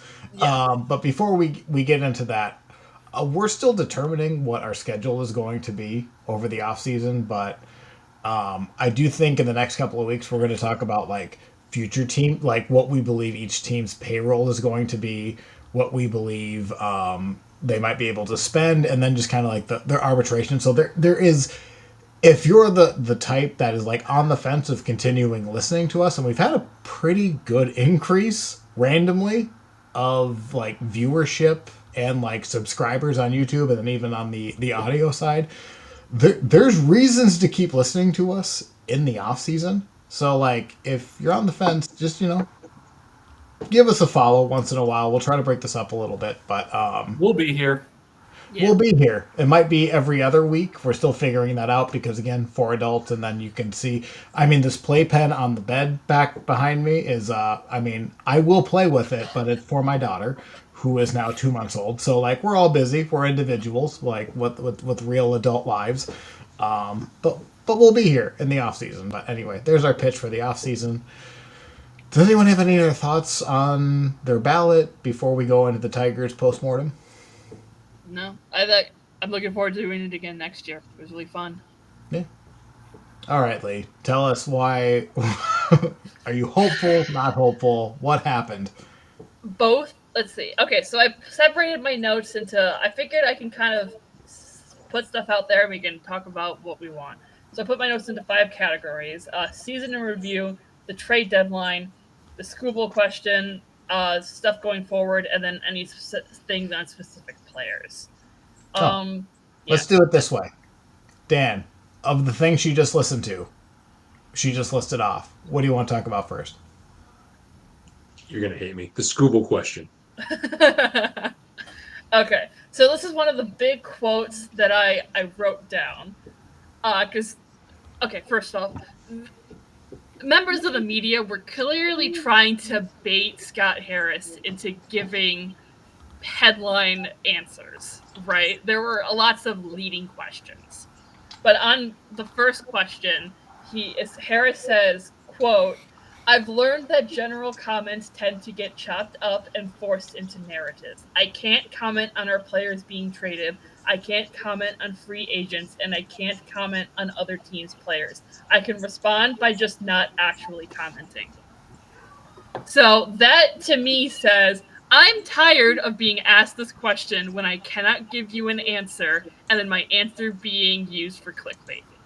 That's kind of basically the answer is, because he's also baited into asking, how does this team look the last 2 years without Tarek Skubal on it? Do you think they make it to the playoffs? And he's like, look, you can't ask me this, because of course I'm going to say Tarek Skubal is a very good player and we want him to stay on the team and he's very important for us. But it's also disrespectful to the other 26 guys on this team to say he's the only reason we made it to the postseason, right? Because yeah.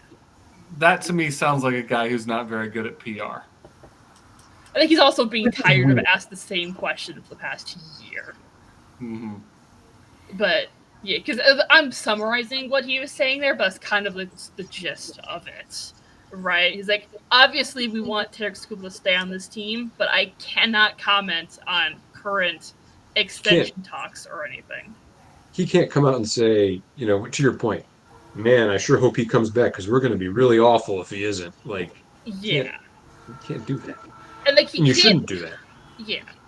But in relation to that, he did speak on the ownership a little bit, and he says, quote, that Chris Ilitch has, quote, been supportive on everything we wanted to do.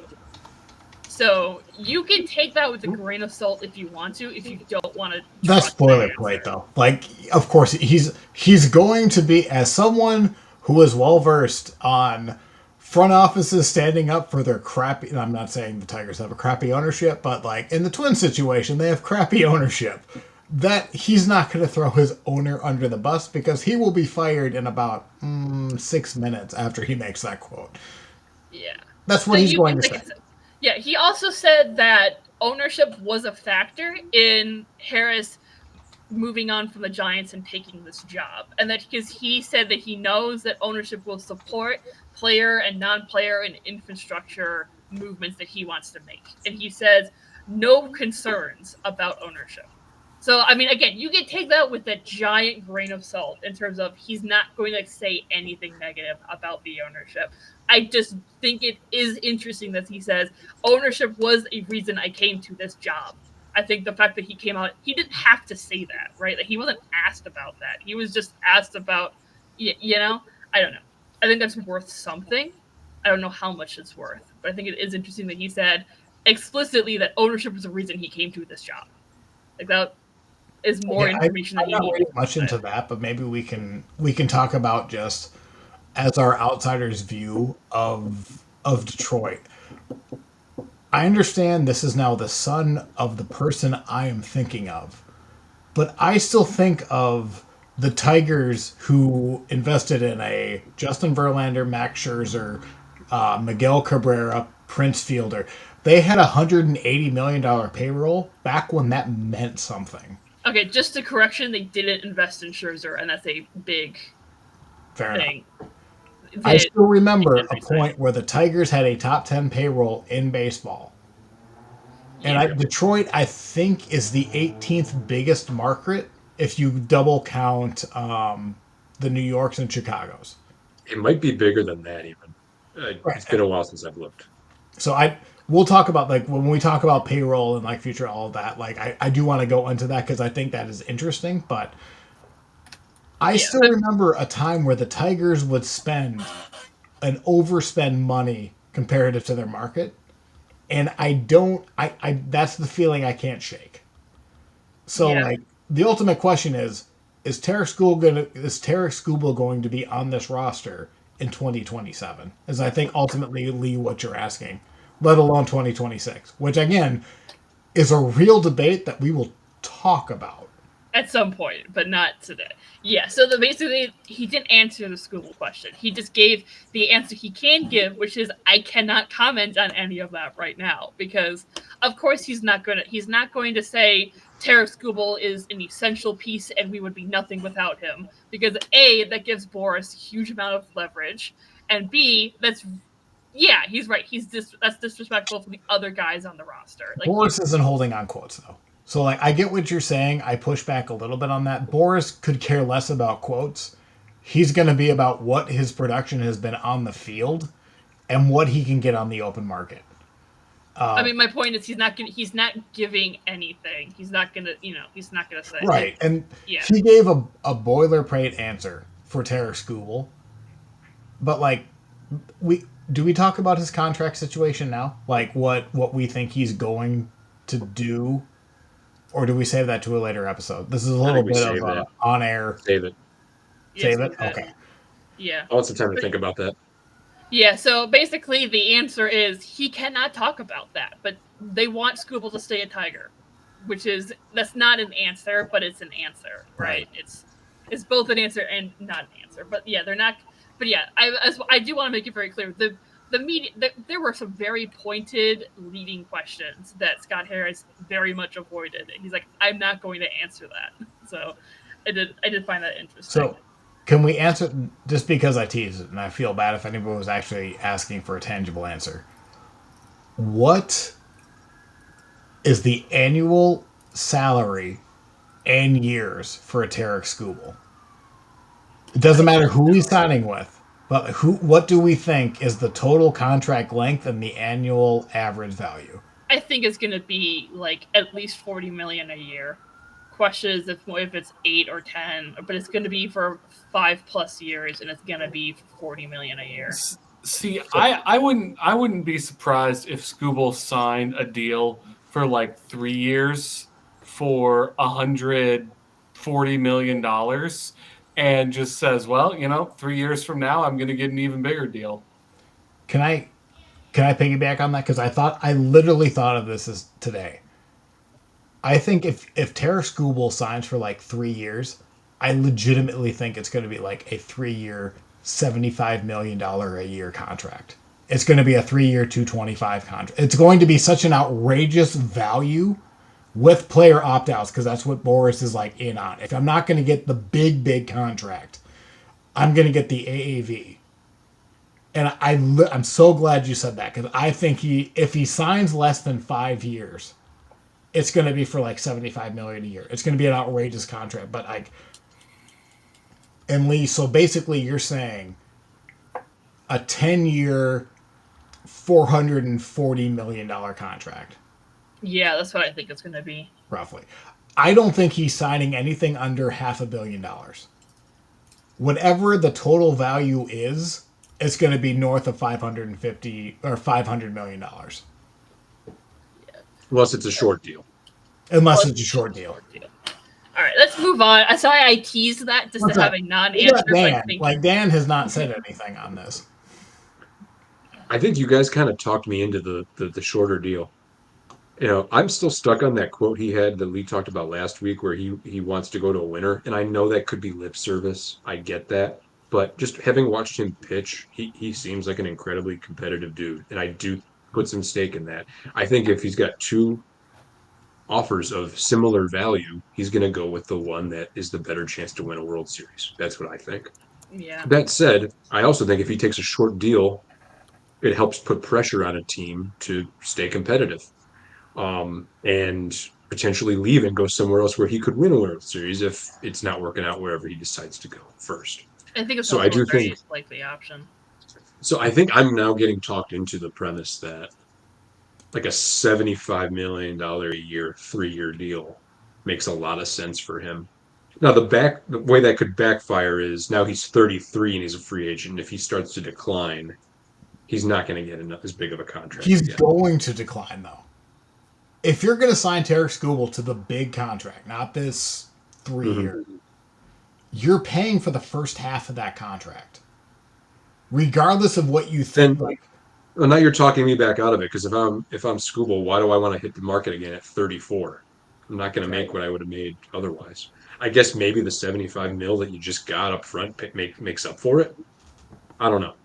All right, let's move on. Let's move on. What's that? Before we move on, like and I know that you want to move on because you want Tarik Skubal to be a Tiger, you want the statue in front of the stadium, you want all of that. Not in front of the stadium, along with the other statues that we have. Garrett Cole signed with the Yankees for like $345 million, like in 2019. Tarik Skubal is going at like a similar age. I think Skubal's going to be 29 when he's a free agent. Cole, 30. I think, was 30. Whatever. You can look at that on you can look that up. Skubal is going to blow Garrett Cole's contract out of the water. Yeah. I feel. And it's not there's this $345 million contract. I think he's going to get $500 million if he signs long term. Sam, disagree with me. Who gets more in their next contract, Tarik Skubal or Paul Skeens? Skeens. But it's because of the Skeens will get more because of the media machine behind him. It won't be because he's actually a better pitcher. That's my opinion. I disagree. How's that for a hot take? Paul Skeens has a sub-2 ERA in his first 2 years of professional baseball. He's also going to be younger than Skubal. The youth is in his favor. I agree with that. And that's what you're paying, like, and that's where Skubal... Yeah. Skubal I walk that back. Which is a good year to be a free agent. And I'm sorry if I'm monopolizing this conversation, but, like, Paul Skeens is the only pitcher better than Tarik Skubal in the planet. And he's going to get a bigger contract because also you're counting inflation. Like at some point there's going to be an athlete that's going to sign for $1 billion in the next 10 years. I take back the part about the only reason Skeens would make more is because of the media. That's not true. But I do want to say, I said this last week, there's a curveball here.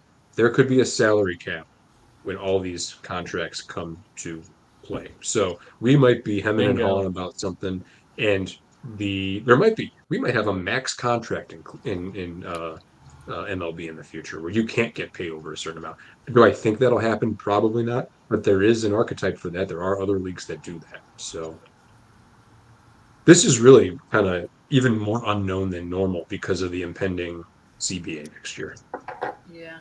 All right. So we'll have plenty of time to talk about that in the offseason. Lee has wanted to pass this conversation for the last 10 minutes. So go ahead. Right. I teased that and I didn't have much of an answer. All right. Sam, pick season in review, trade deadline moving forward, or player specific. details. Let's go with moving forward.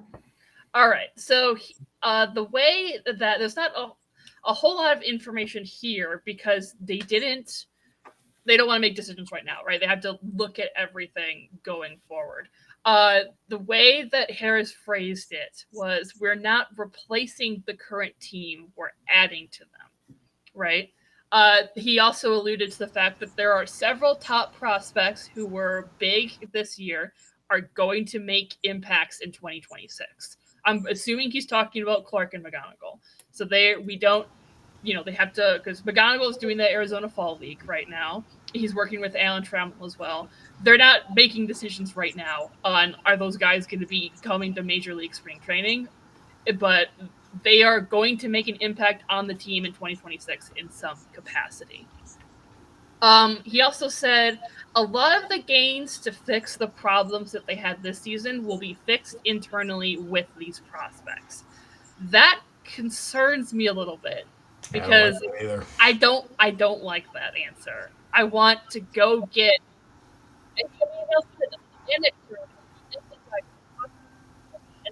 I want. Lee, you're breaking up again. Oh, I am. You're good now. Every time I mention it, you're good. Yeah, but he said that a lot of the problems are going to be fixed internally with the prospects. And I don't really like that answer. I'm going to be honest. Let's see. So they also avoided question about staffing changes. So before you get into that, like, that is an answer he has to give right now because he doesn't know. He probably knows what the payroll is going to be in 2026, 2027. So the only answer he can give is the internal solutions. But I guess what I will ask to everyone right now, what is the Tigers' biggest problem going into 2026? Because to me, it's easy, and it's starting pitching. It's not the offense. Starting pitching, and if you want to add a bullpen or two. And I guess while everyone thinks about that, because I think you have Tarek Skubal. Flaherty is a major league quality starter. I'm not going to argue that. We don't know that Flaherty is going to be on the team next year. Then you have Casey Mize, who took a major step forward. And then to me, your bottom two is a real question mark, and you have a bullpen. Reese Olson. You're forgetting about Reese Olson. Reese Olson, I think, is better than Flaherty, and he's on the same level as Mize. But again, coming back from a major injury. It's the same injury he's had the last year. Anyway, again, sorry, I didn't keep interrupting. That's a point in Reese Olson might be a bullpen solution, because to me, the bullpen is also a concern for Detroit. But maybe I'm thinking too much into it. Yeah, I disagree. I think third base. Who's going to replace Glaber? Because I don't think Glaber's coming back. It's probably Clark or McGonigal is my guess, right? And the bullpen from there. I think that bullpen could use some serious upgrades. They never kind of resolved what they needed to resolve at the deadline, where they have no swing and miss in that bullpen. So Dan, if you're the Tigers GM, who are you focusing the dollars on? The offense or the pitching? The offense. I think I can grow relief pitchers in different low areas. I don't want to spend a bunch of money in free agency on relief pitchers. I might try to reclaim some guys if I'm confident in my pitcher development system, but I'd probably be trying to find a third baseman and potentially. I would feel confident. Yeah, and Lee's going to know this better, but like I would feel more confident in the offense than I would in the pitching next year, because the offense was good all around. There's weaknesses in the lineup, and third base is that weakness. And like we talked about, like just how bad if we're making a big swing in free agency, I think I'm getting the third baseman. I don't even know what the free agent list is. So if there's not somebody, then Alex Bregman suddenly. Gino Suarez is a good free agent. I think that I get the premise of like the depth of the starting rotation isn't strong enough, but I'm not spending a bunch of money on depth for that. I think the front end is pretty good. Really? If I was trying to spend money, if I was if I was trying to use my increased budget smartly, I think I'd be looking to find the third baseman. Interesting. Because I would I focus on the agree with starting that pitching. because we And then have, assuming everyone's healthy and Flaherty takes his player out, it doesn't go into free agents. We have 5 starting pitchers next year. and that's not Skubal, enough, Flaherty, but I'm not Olsen, Mize, and Melton. Like we have and those that's not 5. enough, but I'm not spending I can add Melton to that. I can find other guys and we can build with using the minor leaguers like Harris was talking about. I would go get a third baseman in this instance. And by the way, I think that makes Zach McKinstry a better player as well. And I think he gets to Zach play his McKinstry should natural not be Do an you role. not everyday think player. so? He's a very good utility player, but he should. Exactly. He's not This is interesting. going to be. This is interesting not because, be a like, 30 can starter. McGonagall not just be the third baseman, and then you just go spend on this? Because, like, starting pitching, what's weird, you have the best starting pitcher in the American League, and then you have a big drop off with Flaherty. You can. I mean, you can have a big drop off no matter what, just because Skubal sets the bar. Right, and that's a credit to Skubal. But to me, it's so hard to find starting pitching that I would rather invest in starting pitching and just hope McGonagall is a league average third baseman if you want to put him there, or second base if he's going to replace Graber. Sam, do you have any thoughts on this? Tigers need to go get best player available. I think that's a fine strategy too, actually. Just get better. Whoever it is, right? That's fair. It's like when you're watching the NFL draft and Mel Kiper on the little bottom bar, it says, suggestion, best player available. I think that's what the Tigers need to do. Just That's go fair. after, just get better across the board. Whoever's there for you, go get them. Pitcher, position player, whatever. Boy, I was ready to crap on that, and then as you were talking, I was like, that makes a lot of sense. Whoever you think you can get the best value deal and the best player. The one thing I'll add to that is we've talked a bunch about how the Tigers are very adaptable. Guys play different positions. Hinch is kind of a bit of a scientist with kind of how he mixes and matches. Even if you were to go out and get the best left fielder, and now Riley Green's kind of supplanted or He whatever, can like move to right. I he mean, can it's move not. around. He can DH. I don't know if he played center when he first came up. I don't know if you Yeah, guys are they still moved him comfortable out with of that. center just because they're concerned about his injuries. But But the he can point play is, you can center. still adding a really good guy. I mean, we talked about how bad the DHs are in this division. Like there are things you can do to kind of move things around on a day-to-day basis. It's already part of the culture there. Yeah. Let's see. Harris said that it was hard to watch in September, but he believes the team is going to learn from like what went wrong in September and be able to move forward and adjust for that. They avoided questions about staffing changes. They haven't made any decisions about like hitting coaches or anything like that. They haven't made any decisions yet. They kind of avoided the question. Is anyone on the hot seat though? I mean, in my opinion, there's nothing coming from Right. This is your opinion. This, in my opinion, hitting coaches needs to change because just there is talent to this team, but the approaches they were taking is horrible. And I think I don't know. Like that's my opinion. There's a deeper conversation there about I don't know how deep we want to get into this, but I think people think about hitting coaches and even pitching coaches like they think about like offensive and defensive coordinators in football, where like that guy he's running the show, like he's calling the plays. I don't think baseball works. I think it works like Yeah. that even less than it used to. These are organizations with organizational philosophies on how to hit and how to pitch.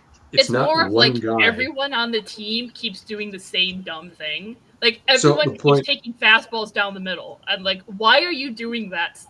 It's not like everyone on this team is incapable of doing it. I think it's just an approach. I feel like it's more on the players though. I get what you're saying. ultimately- I'm looking up, and this is just like really basic stats. I'm looking at just where the Tigers were at as an OPS as a team, and I'm still looking that up. So I'm buying time as I'm looking at that. Well, For the record, I wanna they finish. kept the same staff from 2024 to 2025. For the record, they had the same staff. The ultimate point I was making was you can change the hitting coach, but if the Yes. organizational philosophy about hitting is to take Lee's extreme example, we're taking fastballs down the middle. That's part of our straight. Like that doesn't change just because you took one guy out and put one guy in. Yeah. It's there's consensus around these decisions now. The GM is involved, player development is involved, the hitting coach is involved, but he also has people underneath him. I think we think there's an easy, well, you just take out the hitting coach and you bring in a new hitting. Like the organization has to make a decision that they want to change philosophy on how to hit or pitch or what have Yeah, you. I don't know. I mean, I'm not particularly strong. If they don't make a change, it's not like I'm going to be furious and up in arms about it. But I would like to see some change. I don't know. So here, Maybe I'm just on change for the sake of change. here is something that kind of surprised me. The Tigers, as a whole, for the 2025 season, their league OPS is 12th in baseball. Their ERA in all of baseball was 6th. 2.91 ERA. Oh, sorry. 1 second. That's postseason. Regular season. Actually, it's much worse. 16th. They're middle of the road in both. Which, if you would have asked me point blank, I would have said their offense was much better than their starting pitching. It's September. September is dragging that down so much because everyone sucked. Well, and that's where, like, this is where, like, I think Dan and I had a disagreement on this. The Tigers were so good for the first 5 months of the year that the Guardians were not a mirage in September, because at the end of the year, the Guardians still won the division. But the Tigers were the better team, I feel, for most of the season. But I can't say that because the Guardians won the whole 162 season. All encompassing. Yeah. And, like, that's where, like, my mind is very, like, what the hell is going on here? Because, like, to me, the Tigers are another class above, but the Guardians still pull the Guardians. But maybe I'm talking too much. And then the last thing in this category is one quote from Hinch I just picked out was not just going to run it back. They are going to change something with, like, player approach. It's not necessarily talking about personnel. It's talking about the way players are going to approach at bats is going to be different. They're not just going to run it back and keep it the same thing. I thought that was a good quote. And that's maybe what I was talking about like hitting philosophy, how the organization operates. It's not necessarily just one guy issuing edicts. That's promising if that's what they said. And Scott Harris talked a lot about this. I caught this in the other categories for my notes of, like, they are going to take a good hard look at what went wrong in September. Like, that is the plan. Like I said, he's said, like, he's like, I'm gonna lose sleep over it, all that talk about. But, like, he's very sincere in this is a problem, and I'm going to be looking at what caused it. I think is a interesting, important to note. Yeah, that's the last thing I have in that category. Yeah. Eric, go ahead and pick season in review, trade deadline, or player specific notes. Trade deadline. All right. This is where it gets a little bit juicy because I have lots. There's not a whole lot of talking here, but he was asked a lot of questions because look at what happened. So he says he wasn't satisfied with the trade deadline, but he never feels satisfied with the trade deadline, but also does not regret not pulling trigger on specific deals. He says he is confident that the deals he passed on would have frustrated fans more than not doing the deals did. Here's one quote. Players that were, I'm going to read this. I'm going to tell you what my interpretation is, and then you guys can feel free to speculate. Quote, players that were most closely connected to us via the media would have cost either a player on our postseason roster plus additional pieces or a top prospect plus additional pieces. And he says that these players that we were linked to did not perform well down the stretch and would have cost a player on the postseason roster that performed better than the player we acquired. Okay, so you follow me through that? Because he can't. There's nothing else he could have said. Yeah, he can't talk specifics. That is understanding that I was also closing a door as you were saying that, for anyone who was watching this on audio or on video. He booted this trade deadline. He kicked it off to the offseason to me. Like, he said, we are good enough to just win this division. We'll see what happens in October. There's nothing else he could have said. that would have made Tigers fans satisfied that he could have went all in. Because he's going to say the prospect capital was too much, and the players that they wanted to trade for didn't perform well. No, let me, because he says specifically a player on the postseason roster performed better than the players we could have traded for. I think he is specifically talking about Troy Melton. I think he's specifically saying they wanted us to give Troy Melton for Gino Suarez or David Bednar or whoever. And Troy Melton performed better in the postseason than those other guys did. I think he is talking about Troy Melton. And a lot of people agree with that the player on our postseason roster is Troy Melton. Maybe, but if they Well, would I don't mean to be meanly or to the Tigers GM, but Eugenio Suarez, checks notes, hit a game-winning grand slam the other night in the postseason. Okay, what did he do in the ALDS? What did he do? He was then? not. Having He was Gino not Suarez particularly good down the stretch. He wasn't particularly good in September. Having Gino Suarez on our lineup in the ALDS would not have helped us. Yeah. He would not have helped. Troy Melton on the postseason roster did help us. This is like hindsight is 2020 101. But what would have helped you in the ALDS? Better hitting. Gino Suarez was not hitting. But you don't know that because you're looking at the reality of what Suarez hit. And yes, he had the grand slam, but like I will die on the hill that the Tigers needed more pitching. Their offense is kind of like boom or bust, but like about the pitching, he says criticizing us for not. It did feel like he was being very defensive, but he's also right. Criticizing us for not acquiring a top of the rotation starter or a controllable middle of the order bat when none removed at the deadline is not fair or constructive. He says they could have done better on the rotation, but there were also not many options. Name a starting pitcher moved at the trade deadline who did better, who would have been a starter in a playoff game for us. You would have had access. I'll go to Dan. You would have had access to better hitters if you would have offered better prospects in your deal. Oh, you're gonna say Shane Bieber? I was, and then I realized we probably wouldn't trade him in division. Yeah, you wouldn't have traded him in division. Okay, so back at the trade. So I get what you're saying. Rewind back to the trade deadline. The Guardians had a worse record than the Twins. Yep. Don't tell me that if the Tigers would have given the Guardians a perceived better, the Guardians feel like they could take advantage from the Tigers and get a better end of that deal, they would have made that trade. It would have been at a premium. Like an extra premium, but yeah. In the ALDS, Gino Suarez had a .095 batting average. You're looking at results for another team. Yeah, of course I'm looking at results. I'm looking at results to say Gino Suarez had a .095 batting average in the ALDS, and Troy Melton had a 1.13 ERA. Which of those are you going to take? You're going to take Troy Melton. I got one for you, Lee. Suarez from August on, 661 OPS, 700 OPS. Zach McKinstry, 697, 714. The guy on the roster was better than Suarez. Exactly. Are you going to trade 5 years of Troy Melton for 2 months of basically Zach McKinstry?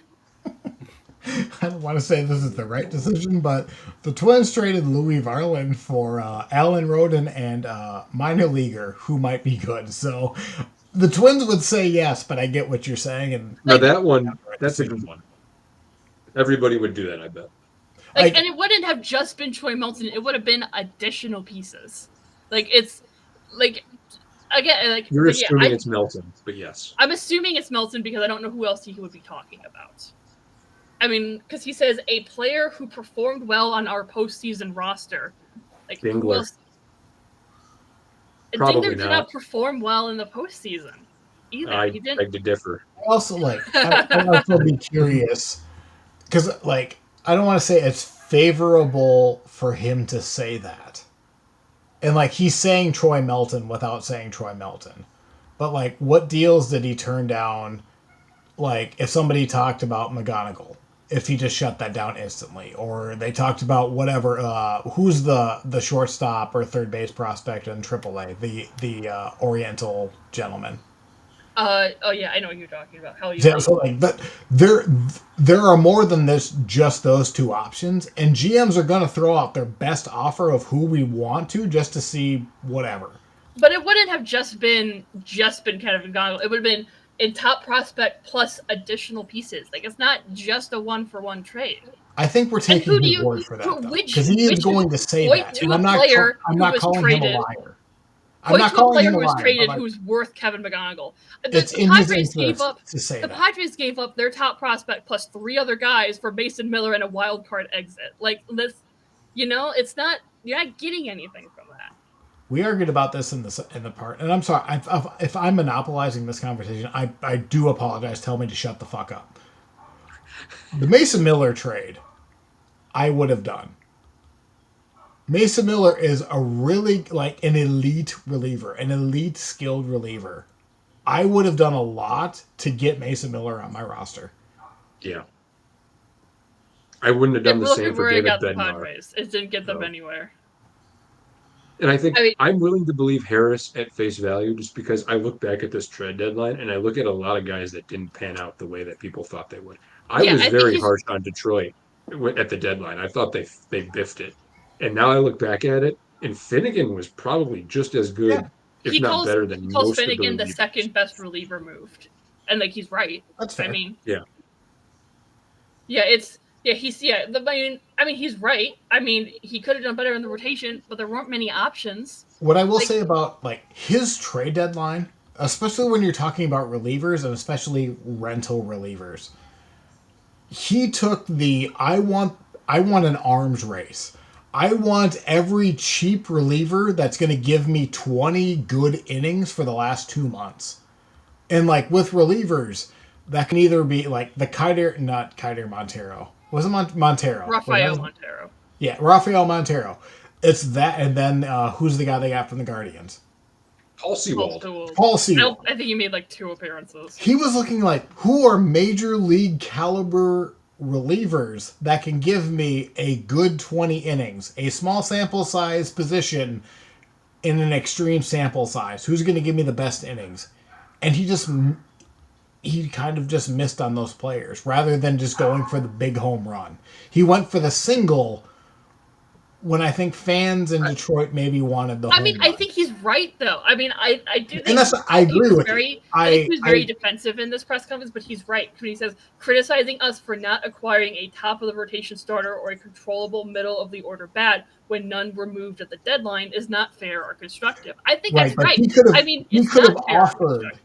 could have offered a prospect that got that front of the line started. He would have come at significant risk, but he could have offered it. Yeah, he could have traded Troy Melton and some other guy for 2 months of Geno Suarez hitting with a 600 OPS, and then move Zach McKinstry off from third, who was basically the same player. But like, that's not getting him anywhere. And then you lose 5 years of Troy Melton, and we don't get to the ALDS we don't get to Game 5 of the ALDS without Troy Melton. I mean, who pitches those innings without? I think that's also looking at what the reality was. And like what you're looking at the trade deadline. And what you said is what we said at the deadline is he just has to be right. He was right about not trading Troy Melton for Geno Suarez at the end of the. But you don't. That was right. You know what Suarez did with the Mariners. You don't know what he's going like. Again, I don't think you can pretend that if we had been on the Tigers, he would magically have an 800 OPS. Like, let's just look at what he did. What he did was not that much. I get the thesis here for Harris is, at the time, these didn't look like all that great of moves. But in the retrospect of what ended up occurring, we didn't do that poorly. Some things worked out, some things didn't. I think, Eric, what you were talking about a moment ago about, trading for a bunch of relief pitchers, that was, to use your analogy, that was, I'm going to get 5 guys that are all capable of hitting a double. And I'm betting that at least one of these guys, maximizing your opportunities for a good outcome. I think there's some decent strategy to that. I don't necessarily, in retrospect, as opposed to hoping and wishing and praying that one guy who you're going to have to pay extra for works out. And then, by the way, a lot of them didn't work out. I do think you need to look at this within the context of what did occur. Yeah, and he also says, Yeah. After all this trade deadline talk, you could talk about how, because there are a lot of questions, why didn't you acquire a bat? He says that in order to acquire a bat, he would have had to displace a high-performing player who had helped achieve a top 8 offense to that point. You can say, why didn't you get the more pitcher and stuff? He's like, well, at the time we had pitching, we had injuries that occurred later. And he says the more pressing question is not should we have gotten a bat at the trade deadline. We're just asking that because in September the offense was horrible. The more pressing question is why did a top 8 offense for 5 months become a bottom 5 offense in September? That's the more pressing question. Valid. We're not asking, oh, we should have gotten Gino Suarez and that would have helped our bats in September if we don't fall apart in September. I think the premise there is these dudes were good for 4 months. We had sound decision making and assuming that these guys were good for 4 months. Suddenly they weren't. What gives? Yeah, that's the more important question. It shouldn't be 3 months later, why didn't we trade for a bat, knowing that in September we don't have an offense, right? Like the more pressing question is why did we not have this offense in September? Right. Like that's the most important question. But I think he was, like I said, he was defensive, but I think at the end of the day he was right. Should they have given up Troy Melton for David Bednar? Would that have helped them that much? No, it wouldn't have gotten them anywhere. The Gino Suarez question is only coming up because he hit a grand slam.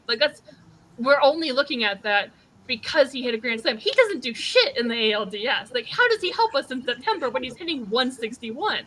You're looking at the profile of the player and how would that have benefited the team. But I get it. We're looking at the results of what actually happened. And yes, Suarez hitting a career-defining grand slam at the perfect time is what we're wishing. If we have this conversation 3 days ago, you would have no argument against not trading Gino Suarez. But because he hit a grand slam, suddenly we should have gotten him because he hit a grand slam. He wasn't doing anything except for that. The problem is that the Tigers played about as poorly as they possibly could have for a month. Right. Yeah. And the Tigers players have no one to blame but themselves. Right. It's not the trade deadline is not the reason the offense could not hit in September. What would adding it wouldn't have changed that. Well, really. They lost the game. They lost the division by what? A game? A game and a tiebreaker. Yeah, well, a lot. That's the real answer, is they lost the division when they had complete control of it for 5-6 of the season. And you had Cleveland, who just got... if we're going to do a study on this season, I'm going to go insane because I'm going to believe Detroit was the better team without a doubt the entire season.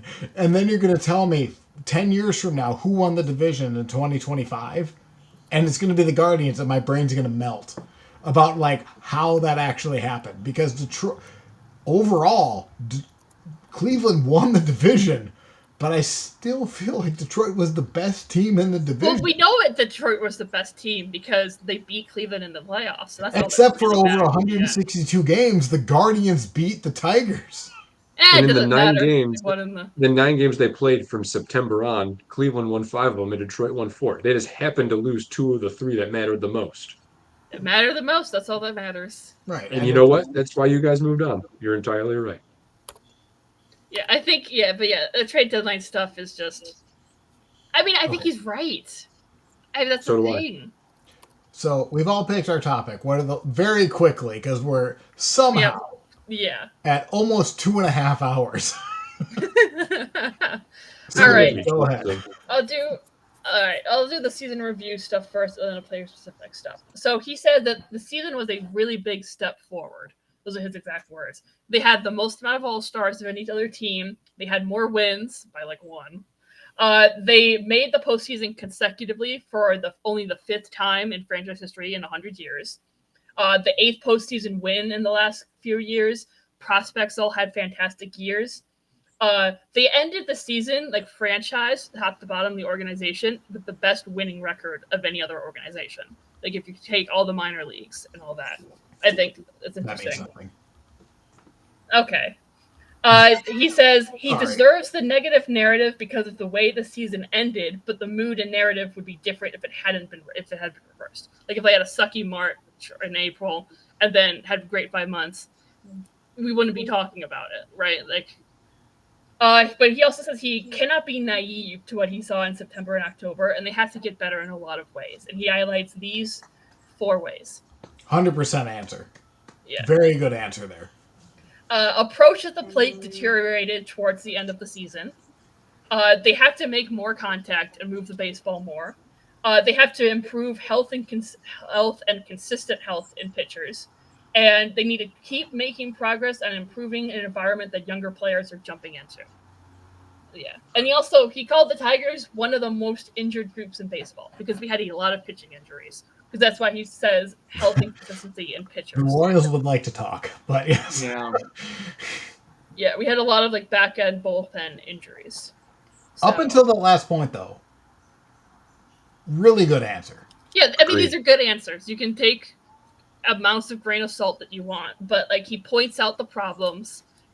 Approach at the plate. You need to make more contact. I think he's right. Like, trade. None of that shit matters if we don't, lose the ability to hit the baseball in September.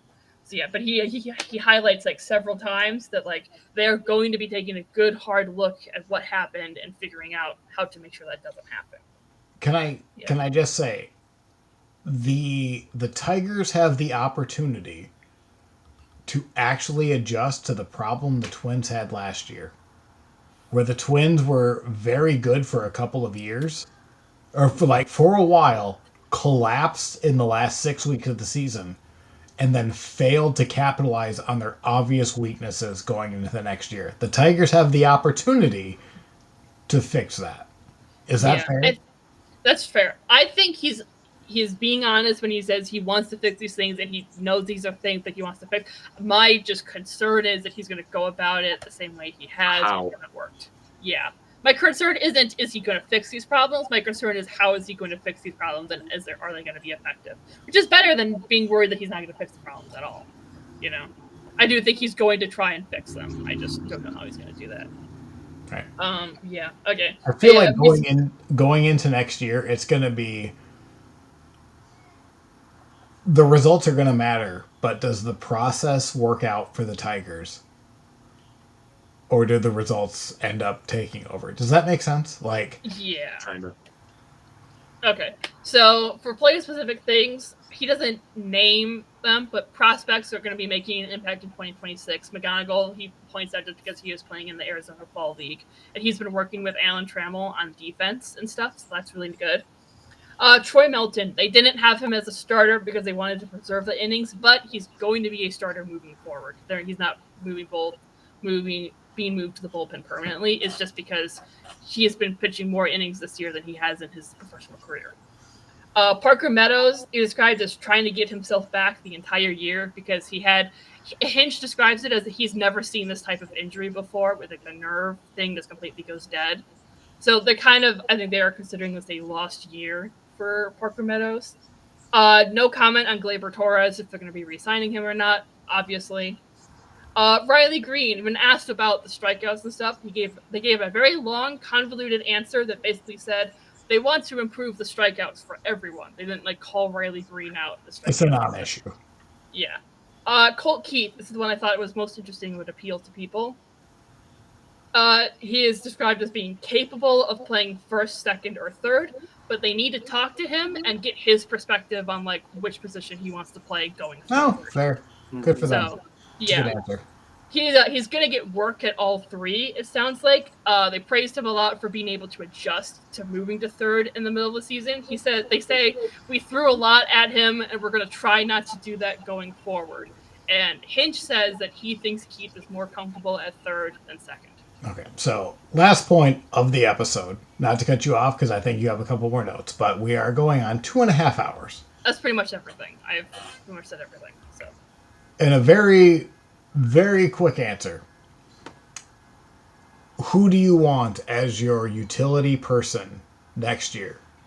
Not who's realistic. Who do you want? I want Zach McKinstry as the utility guy.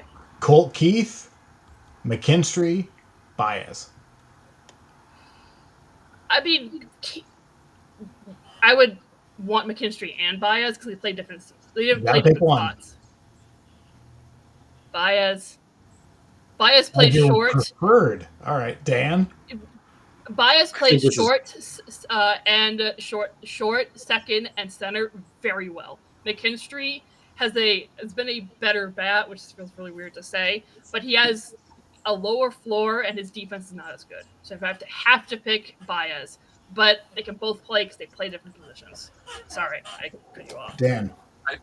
I'm going to be straight with you. I think this is a silly question because there's no reason all three can't be on the roster at the same time. Yeah, exactly. Yeah. But if I have to pick, I'll pick McKinstry. I think his defense is at a very high level, and he is kind of a different. He puts the ball in play a little bit better than everybody else does. Handles the bat better, and they need a little diversity. Sam. McKinstry. We've seen a lot more bad play from Javi Baez over the years. That's fair. At the plate. So, with that said, Lee, I'm sorry if you had another point to go. We're at 2.5 hours for an off-season episode. So, we probably need to wrap this up. If you're on YouTube, we're going to break this up into a couple episodes. If you're on the fence of listening to us for the off-season, I think we're going to have a lot of fun stuff going into the off-season. So, like, give us a follow, give us the like, the subscribe, whatever podcast forum that you listen to us on. Give us a chance because, like, I think it'll be really fun going to the off season. So, with that said, we've been talking for 2.5 hours. I think it's time for us to shut up. Lee, you've made some very good points. The Tigers, still, I think, the best team in the division, but the Guardians and the Royals can certainly be. That's not what the standings say. Who made it to the ALDS 2 years in a row? Goodbye, everyone. Let this continue next week.